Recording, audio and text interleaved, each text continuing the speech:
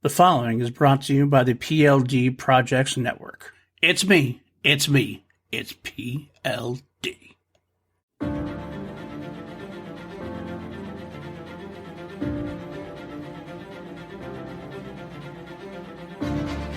PLD. PJ Campbell. Two mediocre white dudes on film. Because frankly, we know you don't have enough of that in your life. So we're here to give you more. And without further ado, here are two mediocre white dudes on film.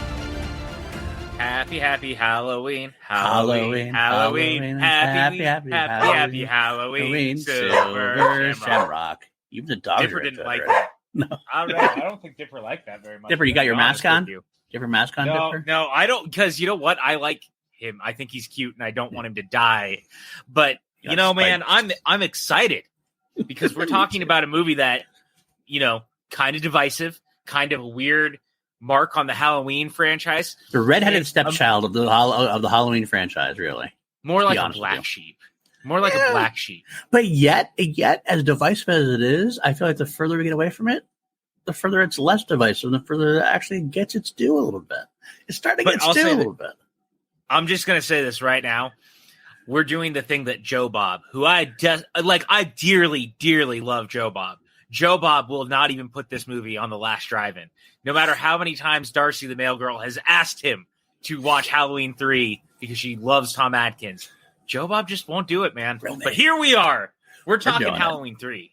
We're talking Halloween 3, Season of the Witch. Of the Witch. Starring the aforementioned Tom Atkins. Thrill me. Gotta love Tom Atkins. Dude, so good. We got Stacey Nielkin in this thing. We got the return of so many great actors of note, including Nancy Keys, who plays Linda this time. That's true. That's right. Because Annie herself comes back. That's just amazing. Playing Linda this time. I know, like Annie's not Annie, but because we don't know whether it actually. We have this theory. We'll get to it. You know, this actually does take place in the Halloween universe. We'll get there, but it's very, very interesting. You know, who also makes a return?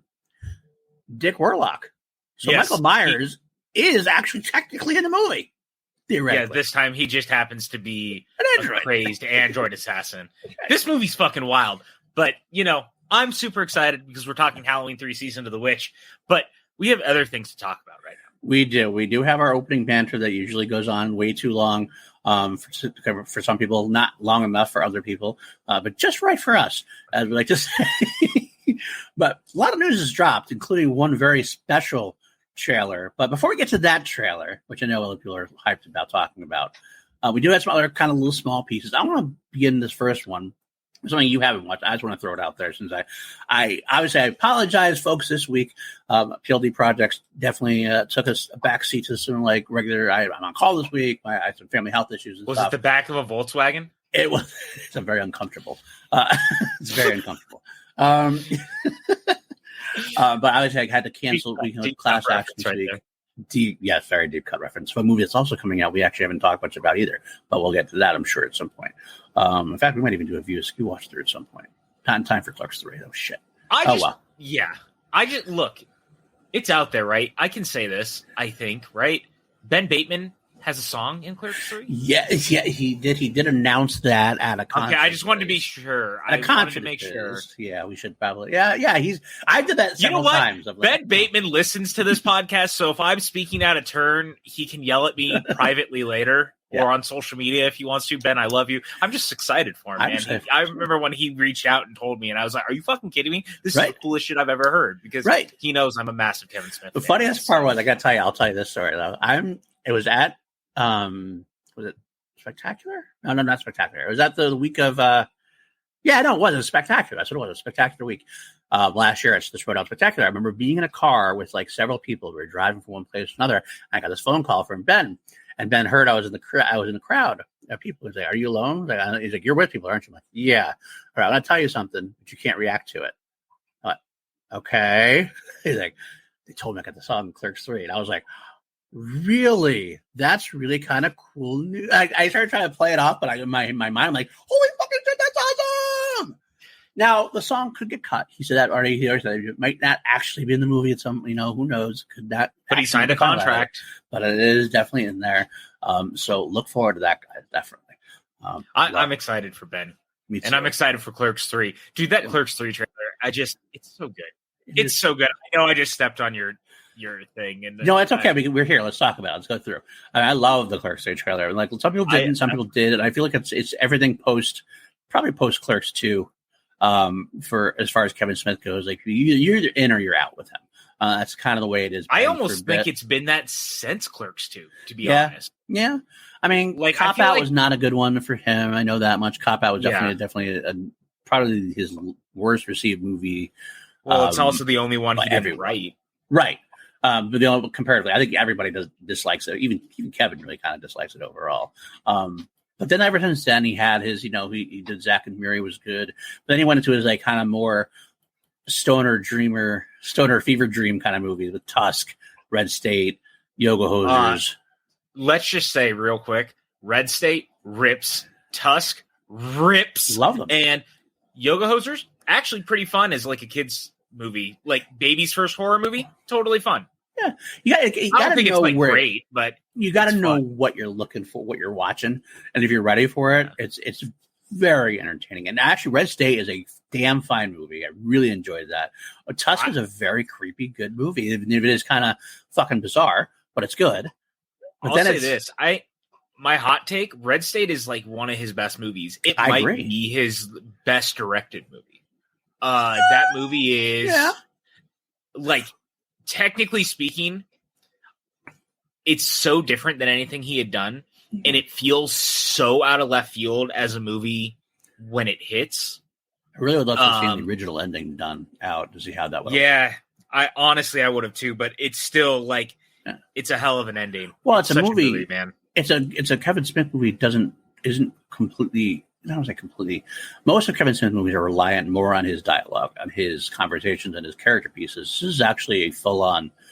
This doesn't feel like a Kevin Smith movie per se, which is what the difference is. I think that's what you mean by best directed in a way, because it feels like I don't want to say Kevin Smith's not a legitimate director, but Kevin Smith himself does not call himself like a real director. He's more of a dialogue guy. He knows how to film his movies kind of thing. But this felt like a solid entry as a movie that you would seem from almost any other filmmaker in a way. So I agree with what you're saying. That's what I love about Red State. I think about that monologue. And if you've seen the movie, you know exactly what I'm talking about. But there's this monologue in the middle of the movie that is done by Michael Parks that dude should have gotten an Oscar nomination for. That is so insanely creepy. And just like the thing that really blows my mind about that movie is how topical and how right it is. Yeah. I think it's also relatively ahead of its time in wanting to have the conversation about extreme Christian radicalism and cult-like behavior of things like the Westboro Baptist Church, which is the movie is like a direct reference to. Yeah. Yeah. I think honestly, it got a little bit of a bad rep. I think partially because they are marketing it as Kevin Smith's first horror film. And it's not really a horror film in like traditional sense. It was like it's. I don't say horror. I mean, like it's horror. Like it's horror. Like Black Phone is horror. There's like horror elements in it. Right. It's much more of like a thriller and a suspense type film than a. But that's horror. I'll say this: I understand what you're saying, but I think that's why horror operates the way it does, and it's the thing that we talk about on this podcast. Horror operates as just because it's horror doesn't mean it has to be scary. You know what I'm saying? Fully agree. And I'm not saying I don't think you're wrong, right? But I do think that there's there's a misunderstanding that horror inherently needs to be scary, right? But the truth is I think it is a horror movie in the sense of it's a real life horror. 100%. That's what makes it uncomfortable. Right. That I will completely give you. I'm just saying when it was marketed as Kevin Smith's first. I see.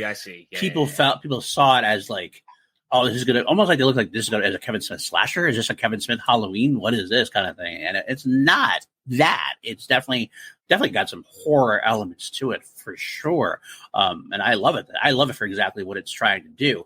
But I think that definitely threw the loop. It's kind of like, actually, it's great. It's funny thing to mention this now, because the marketing for Halloween 3 Season of the Witch kind of tanked that to a similar degree, because not letting people know that Michael Myers wasn't going to be in this Halloween movie really threw a lot of people off, and why it got so divisive in the beginning, and why now, years later, the audience goes in knowing it's not Michael Myers, have reevaluated this film and make it. I think it's definitely at least a cult classic now, if not a very fondly remembered movie. So Red State does share that. Good segue there. I like that. I could not mean this more. If you've never seen Red State, please track it down. I know it's actually relatively hard to find right now. Yeah. I think the Blu-ray is out of print, so it's very expensive, and it was streaming for a bit, and I don't know if it still is. But I legitimately really love that movie. Right. And I wrote like the most glowing review. And honestly, if it was not for that movie, I wouldn't know you. And I really actually, no, seriously, okay. This is a real story. I don't know it. I don't think I've ever told you. I don't know if anyone really knows this. The first time that I traveled to LA alone was in 2011 for the tour of that movie. And the last stop of the movie was Los Angeles. So I flew down from Sacramento to Los Angeles for the weekend. And when I traveled down that weekend, I was there by myself. I stayed in Burbank, and I realized I wanted to live down there. I wanted to be a part of like doing the media tour stuff. I wanted to do that type of thing. And so because I went to see Red State, I decided to move to Los Angeles. Oh, all right. So that movie and its existence is the reason that I know you guys, because if I hadn't gone, I wouldn't have made the decision laterally to move to Los Angeles. Wow. Who knew? I did not know that. Yeah. I'm glad it happened. I'm even more glad that Red State happened even more than I was. I know, right? So now everyone needs to fucking watch it, because if it wasn't for that movie, we wouldn't be doing this podcast right now. So, for some of you, I'm sorry. I'm sorry. That also means maybe make a black mark on Red State now. I mean, if you're hate listening to this, like, number one, thank you. You're still giving us to listen. Yeah. But also, fuck you. It's fine. I mean, you can whatever. You can. I don't care if they hate. We love you. I mean, it's fine. It's fine. But seriously, Clerks 3 though. Let's get Clerks 3. The whole rigmarole to Clerks 3. Of course, it also led to the whole. For after Clerks 2, they did all his Fever Dreams. He finally came back and did Jay and Silent Bob reboot after trying to do Clerks 3. He tried to do Clerks 3 first at one point. There's a Mallrats 2 possibly happening at one point, but then the one thing he actually got to be made was Jay and Silent Bob's reboot, because he owned the characters of Jay and Silent Bob. Was not something to the effect of, I remember the argument correctly, something like he had some problem getting the rights from Mallrats, the rights for Clerks, little bits and pieces of it, but it was he owned Jay and Silent Bob definitively, so he owned Jay and Silent Bob Strike Back, so that's the one he could definitively. I was that weekend of Red State when he was doing Jay and Bob Get Old at the old John Lovitz Club, the comedy club at Universal. That was the weekend that he announced that he and Jay outright owned all the characters, right, because Jay had been sober. Right. I was at that podcast taping the weekend they announced that. Right. That's cool. That's a great piece of history right there for you. And it's right.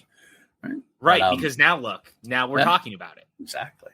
And Jay and Silent Bob reboot was done in a specific way. He made the film that was his first real. I mean, yes, retroactively, he made like Yoga Hosers and Tusk part of the View Askew universe, but this was that at the time that was his first real delving back into that actual universe. And I'm not going to argue. I'm not going to argue. People like, yes, Tusk and Zack and Miri and all those people they are part of the View Askew universe, but I still feel they're kind of more View Askew universe aside rather than actually View Askew universe proper. Like when I think of View Askew universe, these are the characters I think of all together. Yes, there's a couple characters that mix over. Yes, in the grand scheme of things, I love the movie, so I'll watch them anyways. But you know what I mean? Like Jay and Silent Bob reboot is the proper View Askew universe return. And some people hated it because it was so self-referential.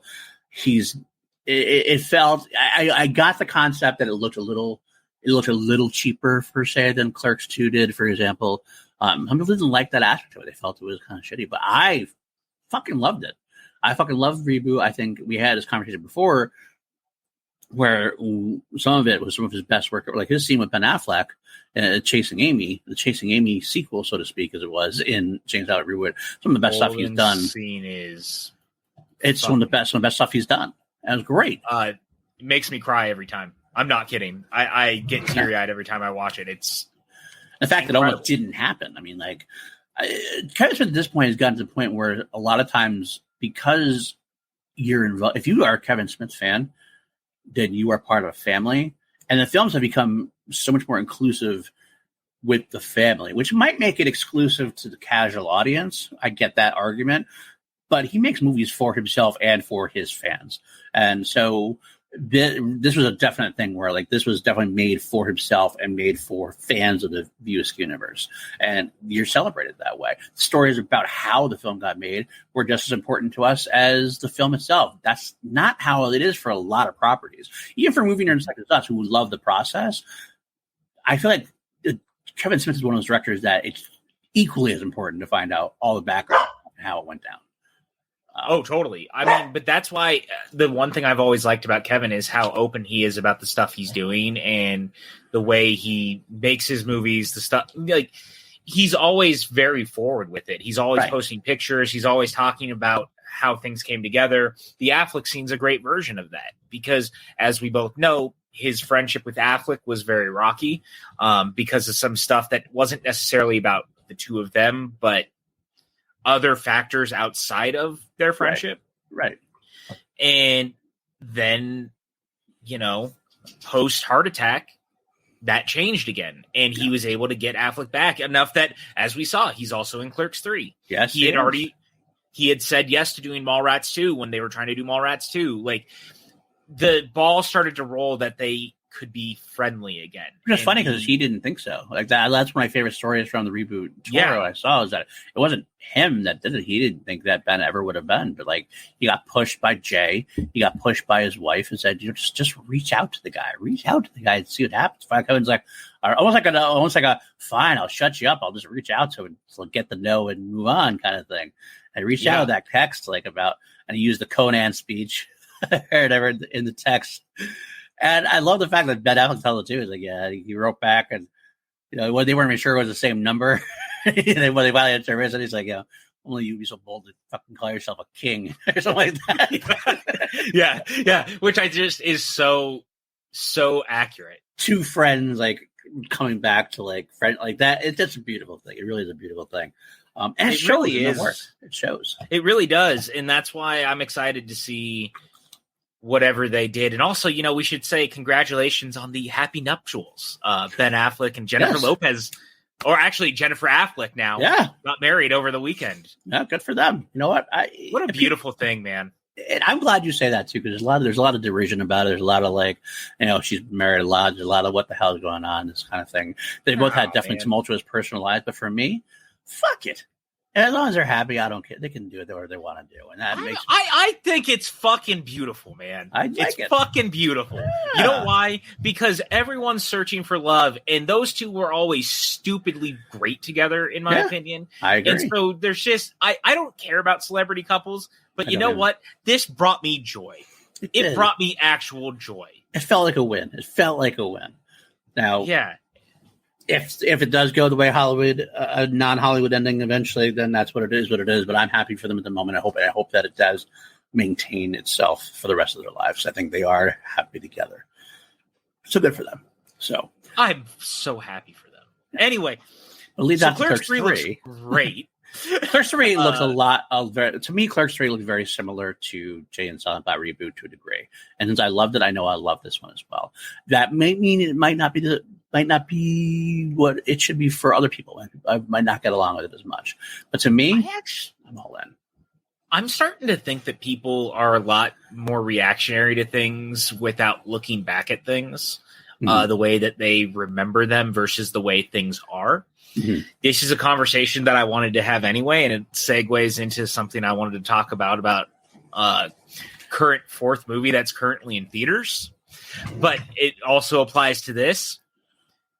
Mm-hmm. Just because you're watching the Clerks 3 trailer, and for some reason you have decided that this is not what Clerks is, does not mean that you remember that that is actually what Clerks is. What? Because Clerks 2 is not a lot different tonally or what it's saying or doing as the Clerks 3 trailer is. We have a real problem of people changing the way they see things to fit a narrative later. Mm-hmm. And this applies also to the current state of affairs surrounding the MCU. It's a fucking soapbox I've been on for a bit. And I've been talking about it a lot online. The reaction to Thor: Love and Thunder and the current phase overall of the MCU has me convinced that people are retroactively deciding what they think the MCU was versus what it actually was. Mm-hmm. Mm-hmm. And I'm a little taken aback by it. I'm going to be honest. Like, people have been complaining for the longest fucking time that the MCU was not character-driven or director-driven enough. And also that somehow they are convinced that the earlier MCU movies were, like, very not joke-heavy. But honestly, that was pretty much everything post-Avengers is pretty much Love and Thunder. I mean, Love and Thunder to an extreme a little bit. Yes, and that's what I was going to say. However, Taika also said up front he was making a romantic comedy in space. Mm-hmm. I think exactly what you got. And it was exactly what you got. And what I never understood real quick, I want to interject real quick. The fact that, like, Ragnarok, this is not altogether different from Thor Ragnarok to me. And people love, for the most part, Ragnarok was a well-received movie overall. There were some detractors who said the comedy was too much for them, but all in all, that was a just extremely well-received movie. You got pretty much more of the same in Thor: Love and Thunder. So what is different about it? I don't really understand. I don't understand the disparity of the love here. And I don't either. And that's kind of, I'm glad that you and I are on the same page, because I've been having this kind of back and forth conversation a lot recently in general. And the truth of the matter is the only thing different between Love and Thunder and Ragnarok is about 12 minutes of footage. Right. That's it. Yep. It's about 12 minutes of footage. Mm-hmm. I'm not saying that you have to like or love the movie. No. But I think that there's some seriously weird retroactive. Well, it doesn't work for. Shut up. All right. Thank you. God bless. I'm out here trying to. Your dogs are basically being the vocal dissonance that we're trying to talk down. That's what it is. So exactly. Exactly. There's this weird retroactive idea that Ragnarok is somehow more serious than people think it is. And I don't understand it, because I just rewatched Ragnarok, and it's as silly and stupid as Love and Thunder is. It really is. It really is. Both movies have serious beats, absolutely, but they're both handled similarly, and they both have jokes in them a million times a minute. I mean, Jeff Goldblum, for example, the whole thing there, like the final battle, you have Hulk joking about beating up a monster, like, and it's ridiculous that people, if you like the Ragnarok and didn't like Love and Thunder, I mean, I respect your opinion. I just don't really understand it. I can't fathom where you're coming from, to be honest with you, because it feels like there's very, very similar movies to a degree. I will say it again. I said it before. Unabashedly, absolutely, unreservedly loved it, and had a grand old time. And I love the fact that we get unique kind of movies. Taika Waititi making a Taika Waititi movie in the Marvel Cinematic Universe. Sam Raimi making a Sam Raimi movie in the Marvel Cinematic Universe.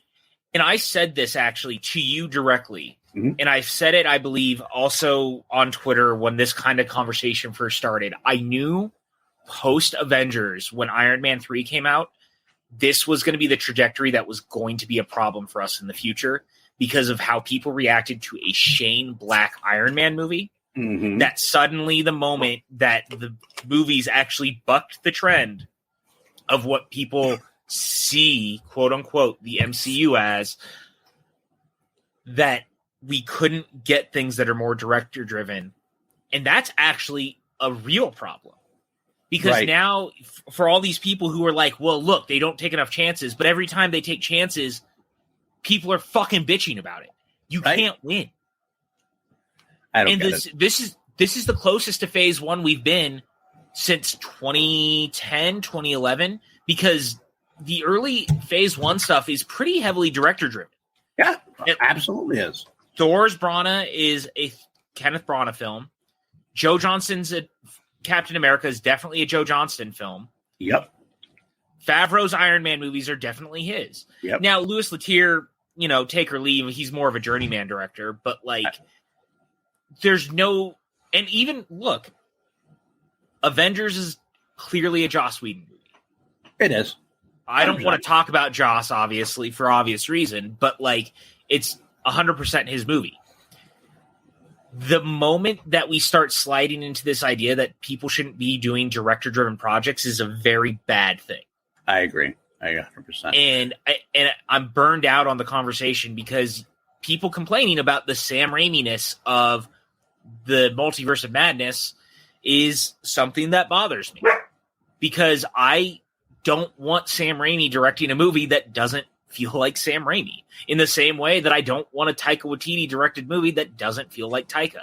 Now, if you think that at that point you don't want Taika to direct anything in the MCU or Star Wars, then fucking fine, I guess. But I think that as an audience, we need to step back and be more receptive to the idea that these comic book movies do not need to be one and one with each other. And I think that it's a very, very big problem when I see people saying that the MCU should always be light and funny, and that is why they don't like Chloe Zhao doing Eternals. That's a fucking bullshit argument that it makes no goddamn sense. I'm not saying you have to like Eternals, but I'm also not saying that I am. I'm not saying you have to like the movie, but I'm actually saying that I think it's really, really underhanded to say that she should also not be allowed to make a Marvel movie because you don't like that they tried to take a swing to do something different. Agreed. I think it's dangerous that we're in a social the time we're in. Of course, we're talking dangerous about filmmaking and stuff. So obviously, we have perspective. Look, there's real world problems and scenarios right now, 100%. And I'm not trying to downplay those. But in what you and I talk about on the film podcast, as this box, as a film podcast, right.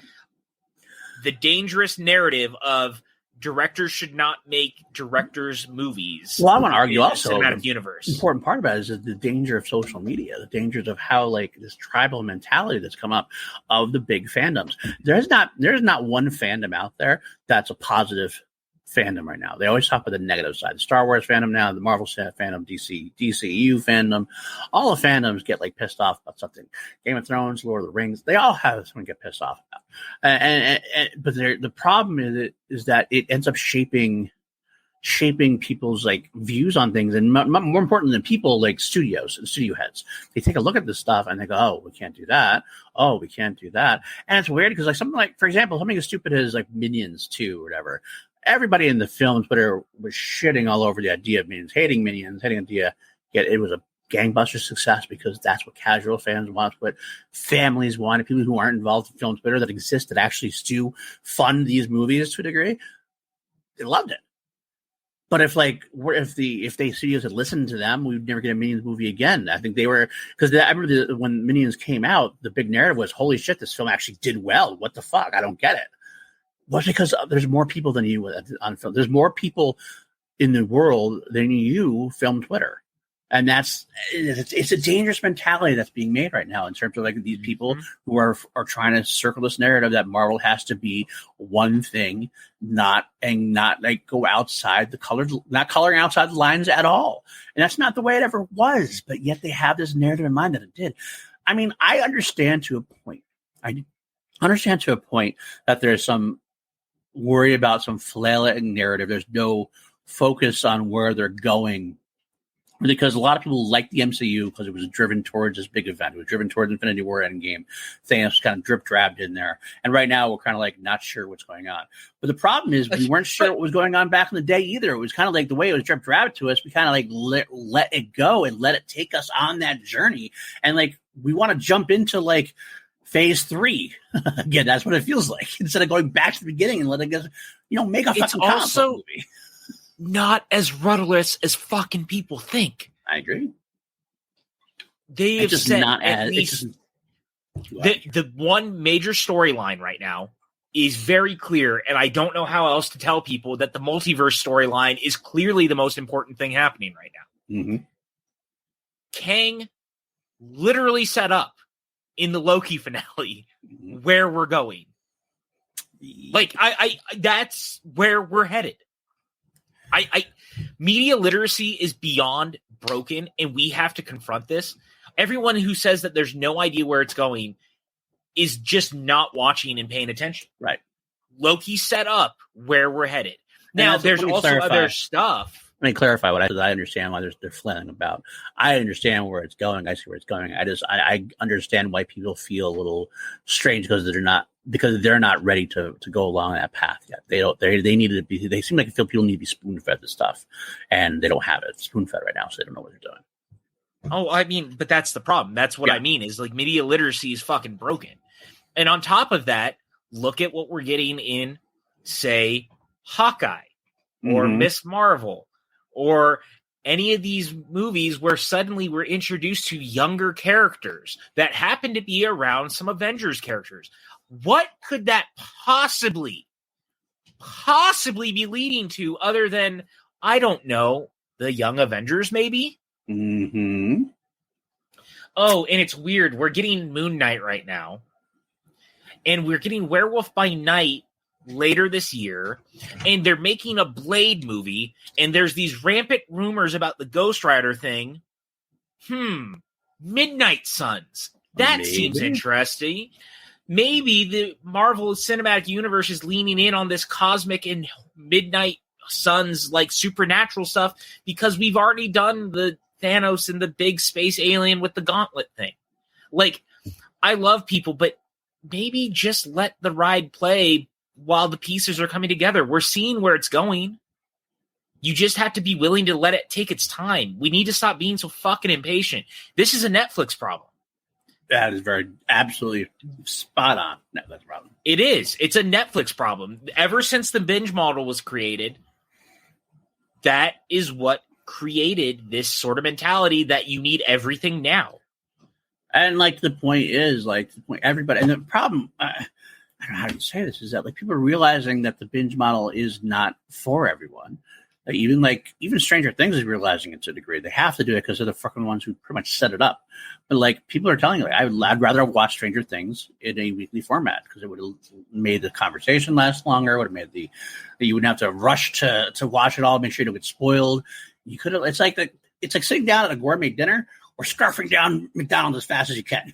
Like, you ruin it for yourself that way. I think people I think when you got the binge idea was introduced, it was a novel concept, and like in your head, you're like, "That's fucking awesome! I don't have to wait. I can watch it at my pace and whatever." But now it's turned into something completely different in terms of you have to watch it. You have to binge watch 8 to 10 episodes that Friday night or that weekend, or else it's going to be room for you. No one's going to be talking about it afterwards, and no one's going to be, and you're probably going to get spoiled. It ruins the experience for you. It's almost like I get heart palpitating going, oh God, I got to get this in. I got to watch this in. Instead of being able to like do it at your own pace, which is what the original intention was. Sometimes we are not good at doing things ourselves. We are little children. We need to have things doled out to us so that we control it, because we can't control ourselves. That's the problem. Also, I'll say this. I don't love all of Phase 4 right now. I know it's coming off like we're kind of implying that we need to be loving Phase 4 and everything it's doing. I don't. I wasn't big on Moon Knight. I thought Miss Marvel was very good. I didn't love Falcon and Winter Soldier. I like the stories, but I'm not loving everything. Like, Black Widow was a few years too late. It's fun and fine, but it's not great by any stretch of the imagination. However, just because I'm not loving it doesn't mean I also can't appreciate where it's going and what it's doing. And I think that there's a lot of people who are just totally broken and deciding that because they don't have a clear path, because Feige hasn't just told them, they can't just get on board with what's happening. And I'm not making excuses for Phase 4. I'm just genuinely saying I think that people misunderstand or are completely just purposely or willfully ignoring what's going on. Mm-hmm. Mm-hmm. Because the truth of the matter is, and you and I both know this, hate gets more clicks. Ain't that and that's just the truth. I can't say it more plainly than that. Hate gets more clicks. There's a reason that the people that are the loudest and the most vocal are always the ones that are spewing the most divisive rhetoric. Mm-hmm. And it sucks. You're not wrong. And it's a bigger problem now with fandom and talking heads on YouTube and whatever else, because there's also this idea that we own these characters that needs to go away. We don't own these characters. We don't. Damn sure. For damn sure. We might want certain things, but just because we don't get them doesn't mean that we're owed anything. And that mentality needs to change. I'm here for that. I'm hoping it does. I'm not very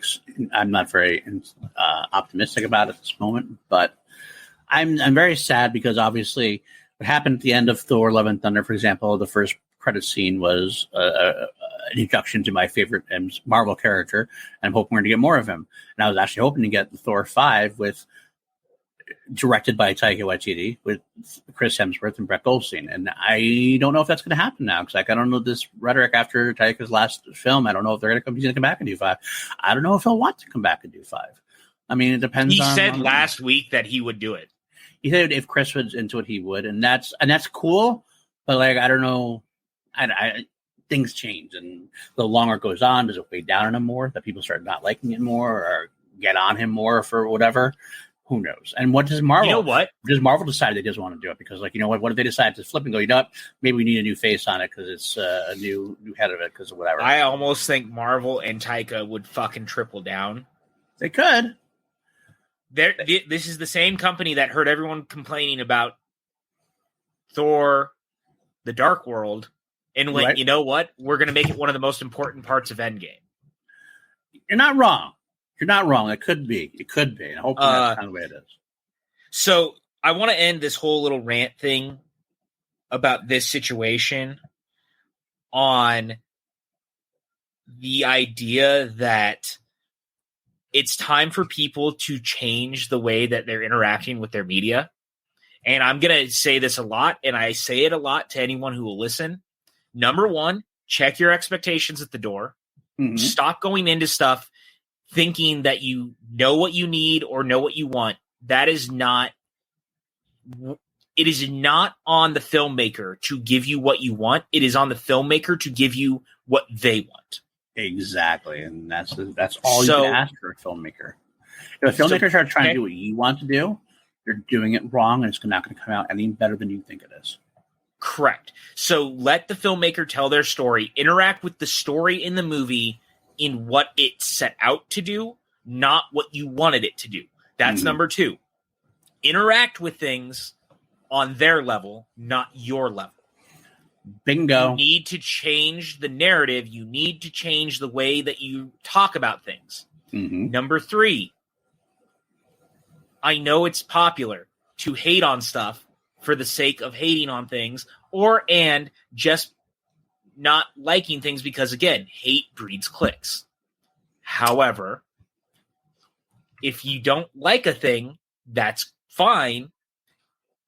I would really love to see people change the narrative to when they don't like things. I don't like X thing. Here's things I like. Here's things I don't. Here's things that could have been better. Find ways to talk about it, not in a black and white vacuum. Mm-hmm. Because everything is gray. Nothing is binary. Nothing is ones and zeros. Nothing is black and white. Mm-hmm.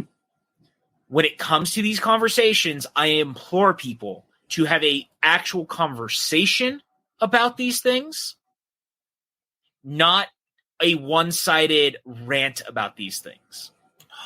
I say as I one-sidedly rant about people not one-sided about not doing this, but this is more me pleading with people, especially people in this space who have a platform, who don't have the cojones to actually do this.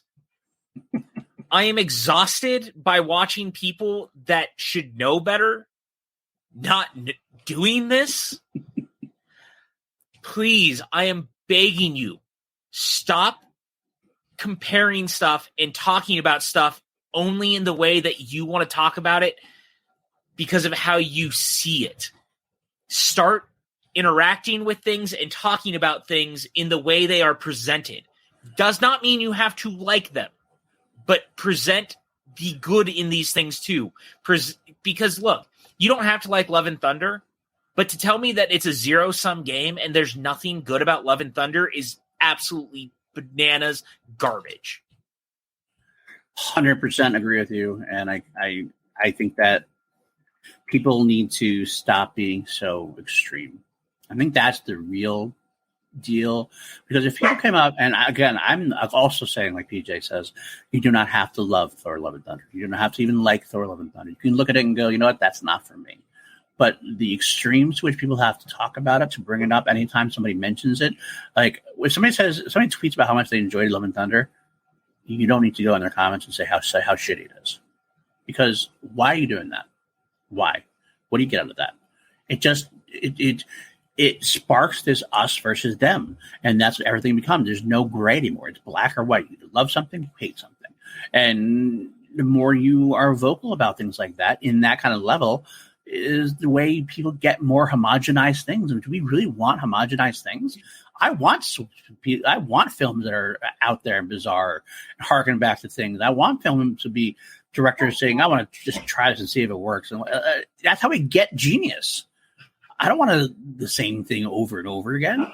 I mean, and it's not saying I don't understand the desire to have something feel familiar. Like, you love the Star Wars universe or you love the MCU because of what brought you in. So, of course, you want connectivity tissues to what got you there. But there's a way you could do that without having to make it all the same, because that's what's going to kill art. And that's exactly where I'm at with this. I think that there's people literally calling for the death of art, and it sucks. Mm-hmm. It sucks really badly. And here's the thing.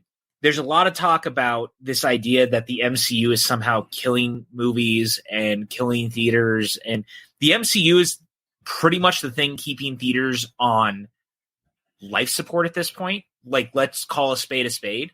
Now, of course, it's been nice this year that we're getting a lot of non-cape stuff that is doing very well. Mm-hmm. Obviously, Top Gun Maverick made $1 billion. Dominion's very close to making $1 billion. Minions is heading towards $1 billion. Theory of Everything did really well for a smaller release. But in the way that people are acting, and Marvel trying to get more creative heads in, like directors doing their directing thing in the MCU and trying to appease all sides. Right. It sucks that now people are calling for the opposite of that.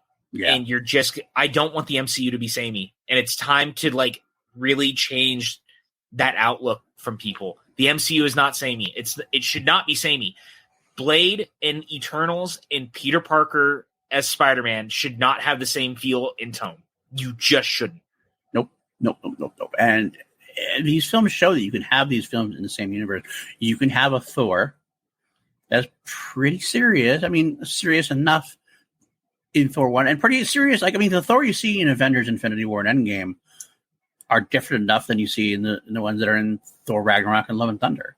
And yet, I don't have any problem with those characters being slightly different because they're slightly different. It's like looking at different. It's like a comic book. Artist depictions. Yeah. They're drawn differently, but you still recognize who Thor is. You still recognize who his characters are, even if you're in the darker stories. 100%. These are comic book movies, guys. It's really not as serious as y'all are making it out to be. You know that these are people who run around wearing capes and shit, right? Yeah, some comic books are serious, but guess what? They're also super inherently kind of silly and funny and ridiculous. We're talking about a space Viking with a hammer. Like, that is what Thor is. And I'll say this, too. Everyone who says, well, Thor is not super goofy in 1 and 2, do you remember Thor walking into a pet store asking for a horse? Or throwing down a coffee cup or whatever because he wants more to drink? Like, Thor was always fucking goofy in these movies. He really was. I can't believe people are trying to rehabilitate this image that he was not super silly and weird. He was always super silly and weird because he was always a fish out of water when he was on Earth. Absolutely. Absolutely. Oh, man. Oh, God, PJ, where are we in this world? Where are we? We're 45 minutes into this podcast, and I have... What are we talking about again? We were talking about stuff and things. No, what's this podcast about? The Clerks 3 trailer's great, and I hope you guys enjoyed it. And maybe, again, because we really never really talked about it, we started to sidetrack ourselves on a rant within a rant, and now here we are. But the Clerks 3 trailer looks like Clerks 2 and Reboot rolled into one, is basically what I wanted to get at. Okay. And anyone saying otherwise is fucking fooling themselves because, again, Kevin knows what he's doing. Kevin has been making these types of movies since 2006. Mm-hmm. Clerks 2 is inherently a little different than Clerks, but Clerks 2 and Reboot, there's not a ton of difference tonally or what they're trying to do and say. And so I think people are fooling themselves if they think that the last 3 VSQ movies, like proper, are Strikes Back, Clerks 2, and now this. Uh-huh. Or 4, rather, I should say. It's like 4, 'cause, yeah. Strikes Back, Clerks 2, Reboot, and now this. They're all fucking similar for a reason. Kevin's not changed. Oh, God, I love this conversation. I really wish this would go on forever. But we should go on a little bit further. We are supposed to talk about Halloween 3. So we are 45 minutes in. But we're not even done yet. We still got one more thing to talk about before we get into Halloween 3. So I swear this podcast will start about an hour in. If you want, hopefully you will get to the Halloween 3 talk that we actually came for. Who knows? You probably came for us bannering too. You probably love us, so because we're lovable. I mean, people. That's what they say. Or you hate listening. Either way, a certain trailer came out. And it was supposed to come out today. Someone, of course, ruined the fun and leaked the cam version of it that they saw probably in front of Nope or whatever, which pushed Halloween, pushed Blumhouse and everything to release the trailer early, release it last night late. Of course, they released it last night when I was getting ready for work. I actually couldn't watch it until much later on. I was very pissed about it. But I also stopped and said, you know what? What's kind of cool about it? Despite all the cancellations I had to do this week, despite like the pushing back I had to do on some things and a cancel class action, yada, yada, yada, we usually film these on Sundays, Sunday nights, or Monday nights. So those are the 2 times. It gives us time to put it up Wednesday. This is Wednesday because we had to do it. And maybe that's the reason why this happened. So that we can actually talk about the Halloween Ends trailer for this There podcast. was divine intervention here. Cthulhu was looking out. That's right. Cthulhu was looking out. Actually, the funny thing about this is we're still filming that as of this time. We're filming this. This podcast is due to go up in an hour and a half, so that's not going to happen. It'll be a little late. You're getting this. That's why you're getting this a little late tonight, by the way. But let's talk about Halloween Ends trailer. Something we have been looking forward to for so long. Something that we were driven to listen to. This whole podcast was formed because we wanted to watch the Halloween franchise going into Halloween Ends. We both loved Halloween Kills. Literally, that's really it. That's the start of this whole thing. So this is the trailer that we collectively have been waiting for a long time. We were pushing for it. It finally dropped. PJ, what did you think? I'll let you start. So funny story. I didn't know that it had dropped last night because I was out at a retro screening of The Goonies. Right. And I was with Chance Ellison and my dad. We went out to see The Goonies, and I got out, and PLD had messaged me, and he goes, Halloween Ends. And I was like, yeah, I can't wait for the trailer tomorrow. And he goes, no, you fucking idiot. The trailer dropped. And I went, wait, what? I'm sorry. Are you kidding me?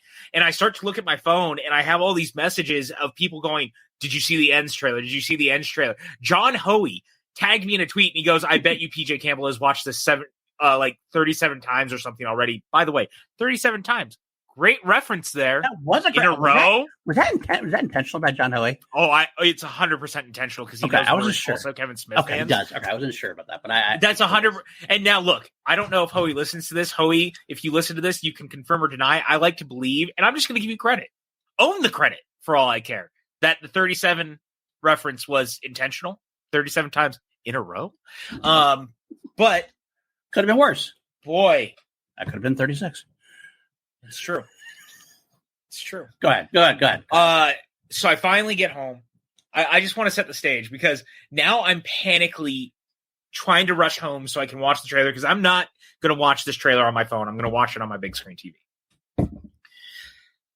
And you and I have been waiting for this for a while. It's no secret. You and I are both big fans of Kills. So coming off of Kills, there's big shoes to fill, in my opinion. And we also know that they're selling this as the final confrontation between Laurie and Michael. And here's what I can say, too. I very much appreciate that they're not selling this as the last Halloween movie. They are only selling it as the last Halloween film between Michael and Laurie. Yes. Which I love. I think that is such a brilliant way to market this movie. Dude, holy shit. For a 1:15 teaser, I don't want them to release anything else. What a goddamn trailer. All POV type things that you're used to seeing from Michael, leading to the final confrontation between him and Laurie. Her uttering the words, "Come get me, motherfucker," while she's in the darkness of the house is so perfect. That shot that feels like a throwback to the shot of him walking into his sister's bedroom is great. I love that Laurie is wearing super similar clothes to what she wore in the original. Yeah, just slightly darker. Yeah. Yeah. And the shots of the original movie intercut with what's happening in the new one are awesome. Dude, this is a hell of a trailer. And it's got me so much more excited. Not that I wasn't already. Again, I love Kills. So we're coming off of what I thought was such a great swing. This rules. I love this trailer. It made me so happy. You're right? Oh, God, I'm right there with you. We delved right in. Now, I'm going to read something to you. We'll read something out. This is the synopsis that was also released. It says, 4 years after the events of last year's Halloween Kills, Laurie is living with her granddaughter, Allison, Andy Matichak, and is finishing writing her memoir. Michael Myers hasn't been seen since. Laurie, after allowing the specter of Michael to determine and drive her reality for decades, has decided to liberate herself from fear and rage and embrace life. But when a young man, Corey Cunningham, Rowan Campbell from the Hardy Boys and Virgin River, is accused of killing a boy he was babysitting, it ignites a cascade of violence and terror that will force Laurie to finally confront the evil she can't control once and for all. Okay, that's a lot to digest. And you throw it in there with this trailer, with this teaser. We obviously left Halloween Kills after Michael's standing in the bedroom, killing Allison's mother, Judy Greer, and moving on. Then this is a jump in time and space, obviously. So what happened? We have no idea where Michael went. The young man named Corey. I like to believe he was working at a Panera, but at a Panera, that could be. I can see that. He has a machete for good work. He's cutting up. Maybe a deli somewhere. I get that. That's a good call. A young man, Corey Cunningham. Interesting reference because I remember they were talking about at one point that they said Christine was going to be an influence. The movie Christine the Stephen King adaptation, whose main character is a boy named Cunningham. So it's interesting that they pull that name from that. So I think it's an interesting possible look into what's going on here. Now, I know there's a lot of the Halloween fandom is as bad as any other fandom as well. They get any tidbits and they go, "Oh my God, that's going to suck. Oh my God, I can't believe that's going to happen. All I want is Michael killing people." And it's like, really, you got to have a story around it. You have something surrounding it. It's not just Michael killing people. That's not what this is supposed to be.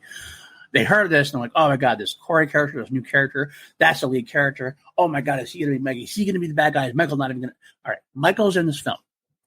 I guarantee it. So there's some interesting aspects to it. This might go into a little bit of spoiler territory. I did want to touch base on one thing. And this is also reminder for everyone.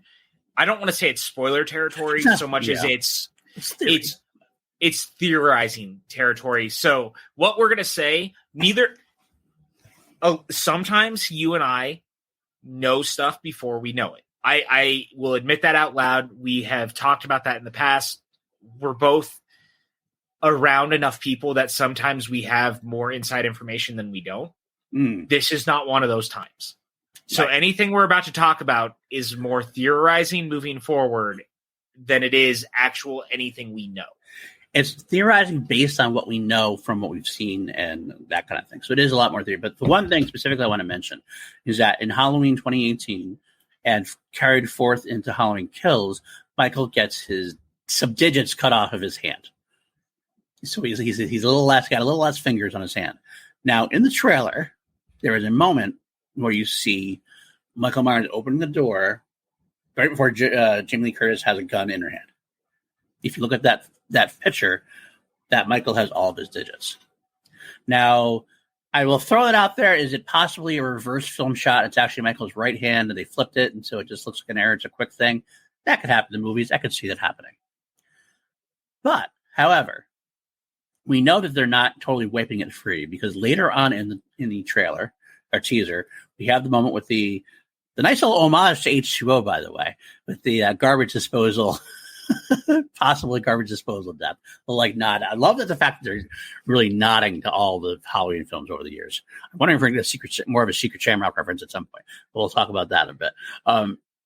She hits her head back, hits Michael, and stabs his hand, and that's the hand that, as you see the close-up of, is still missing those 2 digits.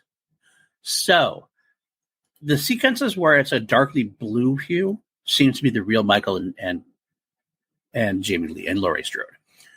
That earlier on shot, which is kind of bathed in a yellowish light, seems like that might be a different character using the mask. Now, to some people, that's like blasphematic. That's awful. It brings up the thoughts of Jason 5, of Friday the 13th Part 5, when it was not Jason under the mask, et cetera, et cetera. I think if done well, this could end up being a titanically good. Now, some people are going to get upset by this. I think some people are like, well, why are you diverting the story away from Michael versus Laurie? They're not. To me, it's quite clear. The ending battle sequence, there's an ending of their story that happens between Michael and Jamie Lee Curtis. But were you really expecting a Michael Myers versus Laurie to be 90 minutes long? Like, you got to get there. It's only going to be a final climactic battle, the last 15 minutes, last 10 minutes. That's where it's going to happen. But you got to get there. And this seems like an interesting way to do it to me. To not have Michael involved quite as much in the beginning. And then you get Michael. It's like a tease. It's like a tease. You get, where is it? Then Michael comes back. You're like, fuck yeah. It's going to be a fist pump moment. There's Michael Myers in his full glory for the last stand, Michael versus Laurie. I think it's a brilliant way to do it. I like the way it's happening. And I think people have to stop looking into spoilers and going, fuck, I hate this idea. I hate what's going on here. Again, it's a part of media literacy. Allow the film to be presented the way the filmmakers want to present it. And then you can make your determination on whether you like it or not. And again, this goes back to what we were talking about before this, right? Meet the movies on their own terms. Yes. And go with what you saw versus what you want it to be. Because you and I have the same idea that the stuff going on with this boy named Corey is very similar to some of the stuff that we hear in, say, Friday the 13th Part 5.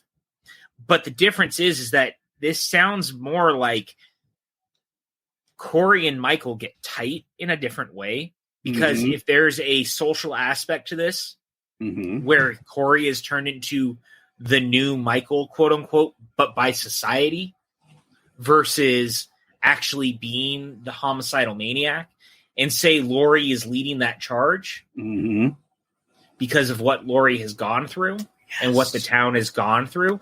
And now Laurie's radicalized, because the truth of the matter is one of the best things about Kills. I don't care what anyone says. I really hate that people don't like this plot point. The radicalization of Haddonfield is brilliant. I loved it. Because it's also true. Yes. It's true to life. It's true to how we interact with things. You know what? you know, people didn't like that. I'm going to say something broad, and I don't want to. I'll preface this by saying I'm not saying if you like this movie, you are this person. I'm not saying that. But I believe that there is a large swell of people who did not like that plot point because it was pointedly pointing you out. It was pointing out the Twitter, social media, rage-induced things I was talking about previously. It's pointing you out and saying you are bad, you are stupid, and this is a depiction of what you're doing online and in social media. People saw that, they felt seen, they felt attacked, and they had to go, I don't like this. I 100% agree with you. And it's almost like it's talking down and talking about the things you and I have been talking about today. Mm-hmm. And I watched that movie just so enamored with what it was saying and what it was doing. And also because it felt like a love letter to 4, 5, and 6. We're talking about Kills all of a sudden. But the reason why is because everything in Kills is going to have its, have some sort of flourish on ends. Mm-hmm. And I think people are already deciding that they don't like this movie before they've seen it. And that sucks. Yeah, but you know what? Again, I've decided I don't give a fuck anymore. I'm just getting more and more sick of people's bitching about things. And again, I always feel like I have to preface. I'm not saying you have to like the movie at all. There's plenty of movies I don't like. I am done letting people's opinions about movies sway me or change my mindset. And not that I ever really let that happen anyway, but if I see somebody rail about some movie that they hated and I loved it, I'm just going to look at it and go, okay, and just move on because that's the way it is. I'll talk to you about it. I agree. The same thing I liked, generally speaking. So. But here's the thing, and it's also not about not agreeing with people or not liking their opinions either. I just genuinely think people aren't being honest with how they interact with media or the things. Again, I'm not saying you have to like Halloween Kills. You and I have this conversation with plenty of people in our real lives that don't like that movie. Yeah. I don't argue with them. I've had this conversation with most of our friends. Yeah. Because you and I are the outliers, and that's fine. 100%. But I don't think most of them are arguing in bad faith either. We're not saying you can't have a conversation with somebody. I'm not saying if you don't like Halloween Kills, I'm not saying that I'm not either. That's what I'm saying. If you come to me and say Halloween, I don't like Halloween Kills, I'm not going to not listen to you. I'll have the conversation and say, oh, you didn't like it? Why didn't you like it? You didn't like it because of that? Oh, I liked it because of that. And I'll have that conversation. It's the rhetoric of how people seem to need to change into people's minds that really throw it for a loop. And I mean, even we have done that to a degree, but we do it more jokingly, I think, with people we know. That's the difference. People who understand who we are and know we're just kind of busting balls with each other. That's a different kind of story, different kind of thing. People are doing this strangers on the internet, people you don't never talk to. That's the problem to me. That's where the nuance is lost, and you can't have that conversation. Yeah, exactly. So my point is it seems like people are already making up their minds how they feel about this because they're like, oh, but it doesn't sound like it's Michael-centric, even though it's also clearly Michael-centric. Right. And I just feel weird about that. Mm-hmm. Because it's very clear it is. Mm-hmm. And I'm super excited about it regardless. And I don't know, man. Look, the Halloween franchise isn't for everyone. We don't know. No, it really isn't. It really isn't. But you know what? Speaking of the Halloween franchise, an hour and 2 minutes in, let's actually get to our topic. Let's start talking Halloween 3. Season of the Witch. One movie that we've been wanting to talk about for a while. Let's get right into this film. Now, Halloween 3 Season of the Witch, 1982, sci-fi horror film, as Wikipedia calls it. This was almost not going to happen. It is the production behind this sequence. It was always going to happen, but how it was going to happen was a question mark. After the success of Halloween, they convinced John Carpenter to write a Halloween 2. And it was financially successful, although, as we talked about last episode, not the best movie for various reasons. It did seem like that when all is said and done, everyone looked back and goes, I don't know why this movie was made. Or none of us liked the script. None of us liked this. And yet somehow it all came together and was put out and was financially successful, which meant the Halloween 3 was happening. John Carpenter tried to kill Michael Myers and Dr. Loomis in Halloween 2 at the end. Tried to do it. And that was his way of getting out of it. They came up to him, and then, of course, Dino De Laurentiis had a stake in it. He had made money, so he was going to make one. It got down to the point where John Carpenter and Deborah Hill were told, basically, this is going to be made whether you are involved or not. So they kind of countered. I was like, look, we will do it, but we want to have this be a non-Michael Myers story. They were trying to bring this back to what their original intent was. The original intent was they're going to have a Michael Myers film with Halloween, and any sequels after that would be an anthology-based story, in a story that happened on or around Halloween, a scary movie, but it would be not at all connected except for by the name Halloween. That was the only thing that was going to connect it. So they got their wish. And that's not necessarily a bad thing. However, it was bad at the time, and it was bad because they didn't let anybody know. Now, remember, this is the days long before the internet, long before people like us were scouring for viewer leaks, for ideas of things, or for spoilers galore that were released on the internet. People had no idea what was coming on. Trailers weren't even a big thing. You didn't see trailers on the internet. You see trailers on video. You saw a trailer if you went to a movie. You happened to have the trailer attached. That's the only way you saw these trailers. So that people go to Halloween 3. They go to a movie called Halloween 3. So they expect to see Michael Myers. Even though Myers is in the poster, they see the Halloween logo. They see the text Halloween 3. They go in expecting Michael Myers. And instead, they get Connell Cochran and Tom Atkins as Dr. Dan Chalice. And I bet in the beginning, kind of, okay, I see what's going on. That's cool. But halfway through, they're probably like, where the fuck is Michael Myers? I don't get what the fuck's going on here. And it tanked for them. It tanked. But it's interesting to notice that as time has gone on, as we have gotten to this day and age, people have kind of done a 180 on it. And they realize this is a much better film than Halloween 2. By far. And this actually, I mean, hell, we have legacy sequels. We should have a Halloween 3 Season of the Witch legacy sequel. I was going to talk about that eventually, actually. Number one, beautiful breakdown of how we got here. Thank you.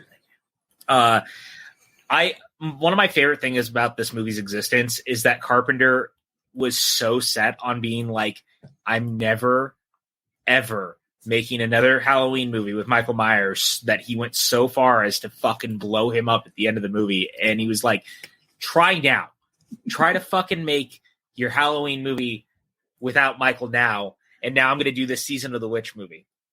And I love Season of the Witch. It's such a weird thing that exists in the Halloween universe because of everything you said. Because again, Carpenter said, fuck you. I'm not going to do another movie with Michael. We're going to do this thing. He wanted to make this more fun, loving anthology horror type thing, which is really what this series probably should be, to be honest with you. And that's not because I love Michael. Like, that's not to say that I don't love the current version of the franchise, but I also think there's a world where I want to go to the alternate dimension where Halloween 3 did really well and see how that spawned further down the line. Because I actually think there's a world where a Halloween anthology TV series now could be very cool. Do it on Netflix or Peacock and do stories based in this universe that don't have to do with Michael. You could do a follow-up to Season of the Witch now. You brought up the Legacy sequel idea. Do it within an anthology show. Have a bunch of different guys like Mike Flanagan, who, because, you know, like we used to have Masters of Horror back on Showtime. Do something like that. Let a bunch of people who want to play in the horror sandbox of Halloween but don't want to necessarily make a Michael movie play in that world now. Agreed. And I think that you could do something like that. Like, honestly, imagine the idea of Tommy Lee Wallace coming back to do a follow-up to Halloween 3 in like an hour-long format on Netflix. Oh, so good. So good. So I really wish that this movie had ultimately done better, because I do think that there's a world where Halloween 3 could have been more. Yeah. And not seen as such a black sheep, because the truth of the matter is the reason we don't talk about this movie a lot is because Michael's not in it and people just kind of make it not exist. Okay, I have 2 points I want to bring up. 2 points I want to ask about this. I'm going to say it this way. I think we could literally see a legacy sequel to this in a way, like maybe out of Shudder or something. We might not make a big film out of it because people would be too worried to make it a big screen thing. Where are we 20 years later at the end of Halloween 3? Which we'll talk about the ending a little bit later on. I don't want to get too far into this detail. That's part of the whole idea of this discussion of this film. 20 years later, bring Tom Atkins back. Bring Silver Shamrock back. See where we are in 20 years. This is a legacy sequel that I think deserves to be seen on a Shudder type movie. A little low budget exploration of where we are. I think that could be so fun. And I bet you'd get an audience because there's a cult following to this film. By far, I think you'd get an audience. And it might not be gangbusters, but it'd be enough to recoup your balance. Love to see a legacy sequel there. What are your thoughts on that? I would. I mean, I 100% want a 40 years later Halloween 3 sequel. Again, that's the point of what I was kind of saying, right? Yeah. Even if you did it within an anthology series, here's the other thing. We didn't bring this up. I think Halloween 3 has one of my favorite taglines of any movie, because it so firmly sets it within the world of Halloween, because the first movie is The Night He Came Home. Right. Halloween 2 is more of The Night He Came Home. Halloween 3 is The Night No One Came Home. What a fucking great tagline. That was a great tagline. Which, again, firmly sets it in the world of Halloween, in my opinion. Yeah, 100%. So in a world, obviously, 20 years ago, I wish that we had gotten it. Or I guess 10 years ago, rather. 20 years ago? Yeah, 20 years ago. I wish we had got a legacy sequel to Halloween 3. Right. 40 years later, I still want that sequel. Yes. Atkins doesn't even need to be the lead, but you could definitely have him as like the craze, kind of the Quint of the situation. Yeah. Where you bring him back and he's kind of like crazed after everything that happened. Like Silver Shamrock is starting to come back. Right. Like a modern day version of it too, where TikTok is involved and Instagram, like social media and Silver Shamrock, like being resurrected in that is super interesting to me. Yeah. I think there's a world where Halloween's legacy sequel to Season of the Witch exists. It does. Definitely does, man. I want it so badly. Sorry. That's right. Now, the other point I wanted to ask you about, interestingly enough, and I don't know, to me, it feels like there's a correlation. If Halloween 3 Season of the Witch was more successful going down this line, is there a chance we actually don't get They Live? Because I feel like They Live is like a spiritual connection to Halloween 3 to a degree. Are you saying that Carpenter made it because he was mad at what happened? And like this idea that it's funny because it's a Universal movie. Right. It's also a Universal movie. Mm-hmm. But you're saying that he's making They Live as his... This is him when Favreau made Chef and he was like sticking it to the critics for what they did to Cowboys and Aliens and Iron Man 2. Is that what you're saying? But Carpenter's saying it to the studio where he's making the movie as a Trojan horse? I think that's exactly what I'm saying. I mean, I love this. I actually love that. I do. And that's very interesting. I like to believe that They Live still happens just as a general thing because it also just seems like Carpenter. Right. But maybe not. But I think that you're onto something. I think that somehow Season of the Witch kind of spearheads it in a more direct way. Right. I think you're right. I think that's exactly what it had to go. I'm all in for it. I just an interesting conversation to have. I think it's an interesting idea. I'd like to someday talk to Carpenter about it and see what he has to say about it. If I ever get a chance to meet the Master of Horror, I will definitely touch base on that and see what he says. But interestingly enough, segue here, another behind the scenes stuff. So we get the director, Tom Lee Wallace, who was actually obviously initially offered Halloween 2, rejected it after the script because he's friends with Deborah and John Carpenter. He was worried they were never going to cross paths again, but they did give him the chance to direct Halloween 3. However, it was only after a certain someone was attached to it that eventually had to leave because he got another offer. And what an interesting idea this would have been.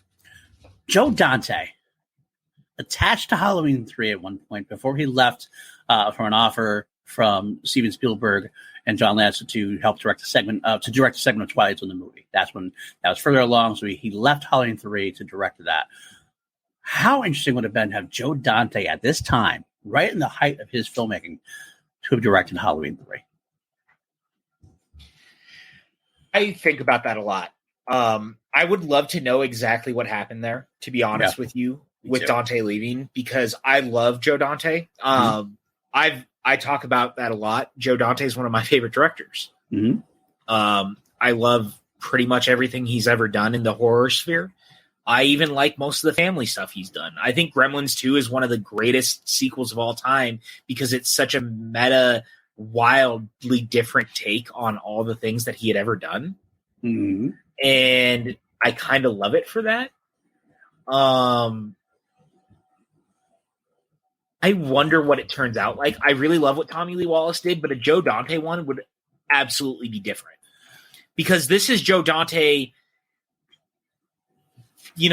Joe Dante doing this. It's 82, so it would have been pre-Gremlins. This is more like the Howling Joe Dante. Yeah. And in the Howling Joe Dante is a very different Joe Dante. I mean, not that it's not still Joe Dante that we know, but like there's a little more of a bite to it, if you will. Mm-hmm. So him doing it could be very interesting. I do think about that a lot, but I think ultimately I'm happy he doesn't do it because I like Tommy Lee Wallace's version.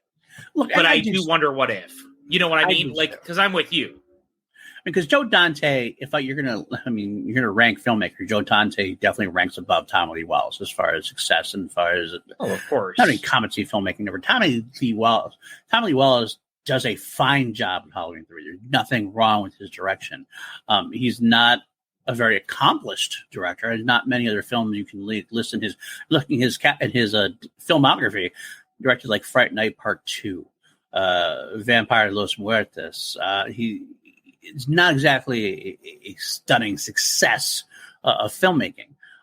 He definitely more of a doing behind the scenes stuff with all John Carpenter stuff, with Assault on Precinct 13, Halloween, The Fog, that kind of thing. He does a lot of work on those things, and it's nothing wrong with that. Joe Dante just is a studlier director, so to speak. That's why the interest is there to see what it would have been, how it would have been different or whatever. But with that being said, Tommy Wallace is very strong-willed. He obviously does only what he wants to do. He turned down the chance to do Halloween 2 because he had his own principles, and he went to do Halloween 3. And I think that was a good choice by him to do, to a degree. And it's only, unfortunately, because of situations really kind of out of his control that Halloween 3 was unsuccessful.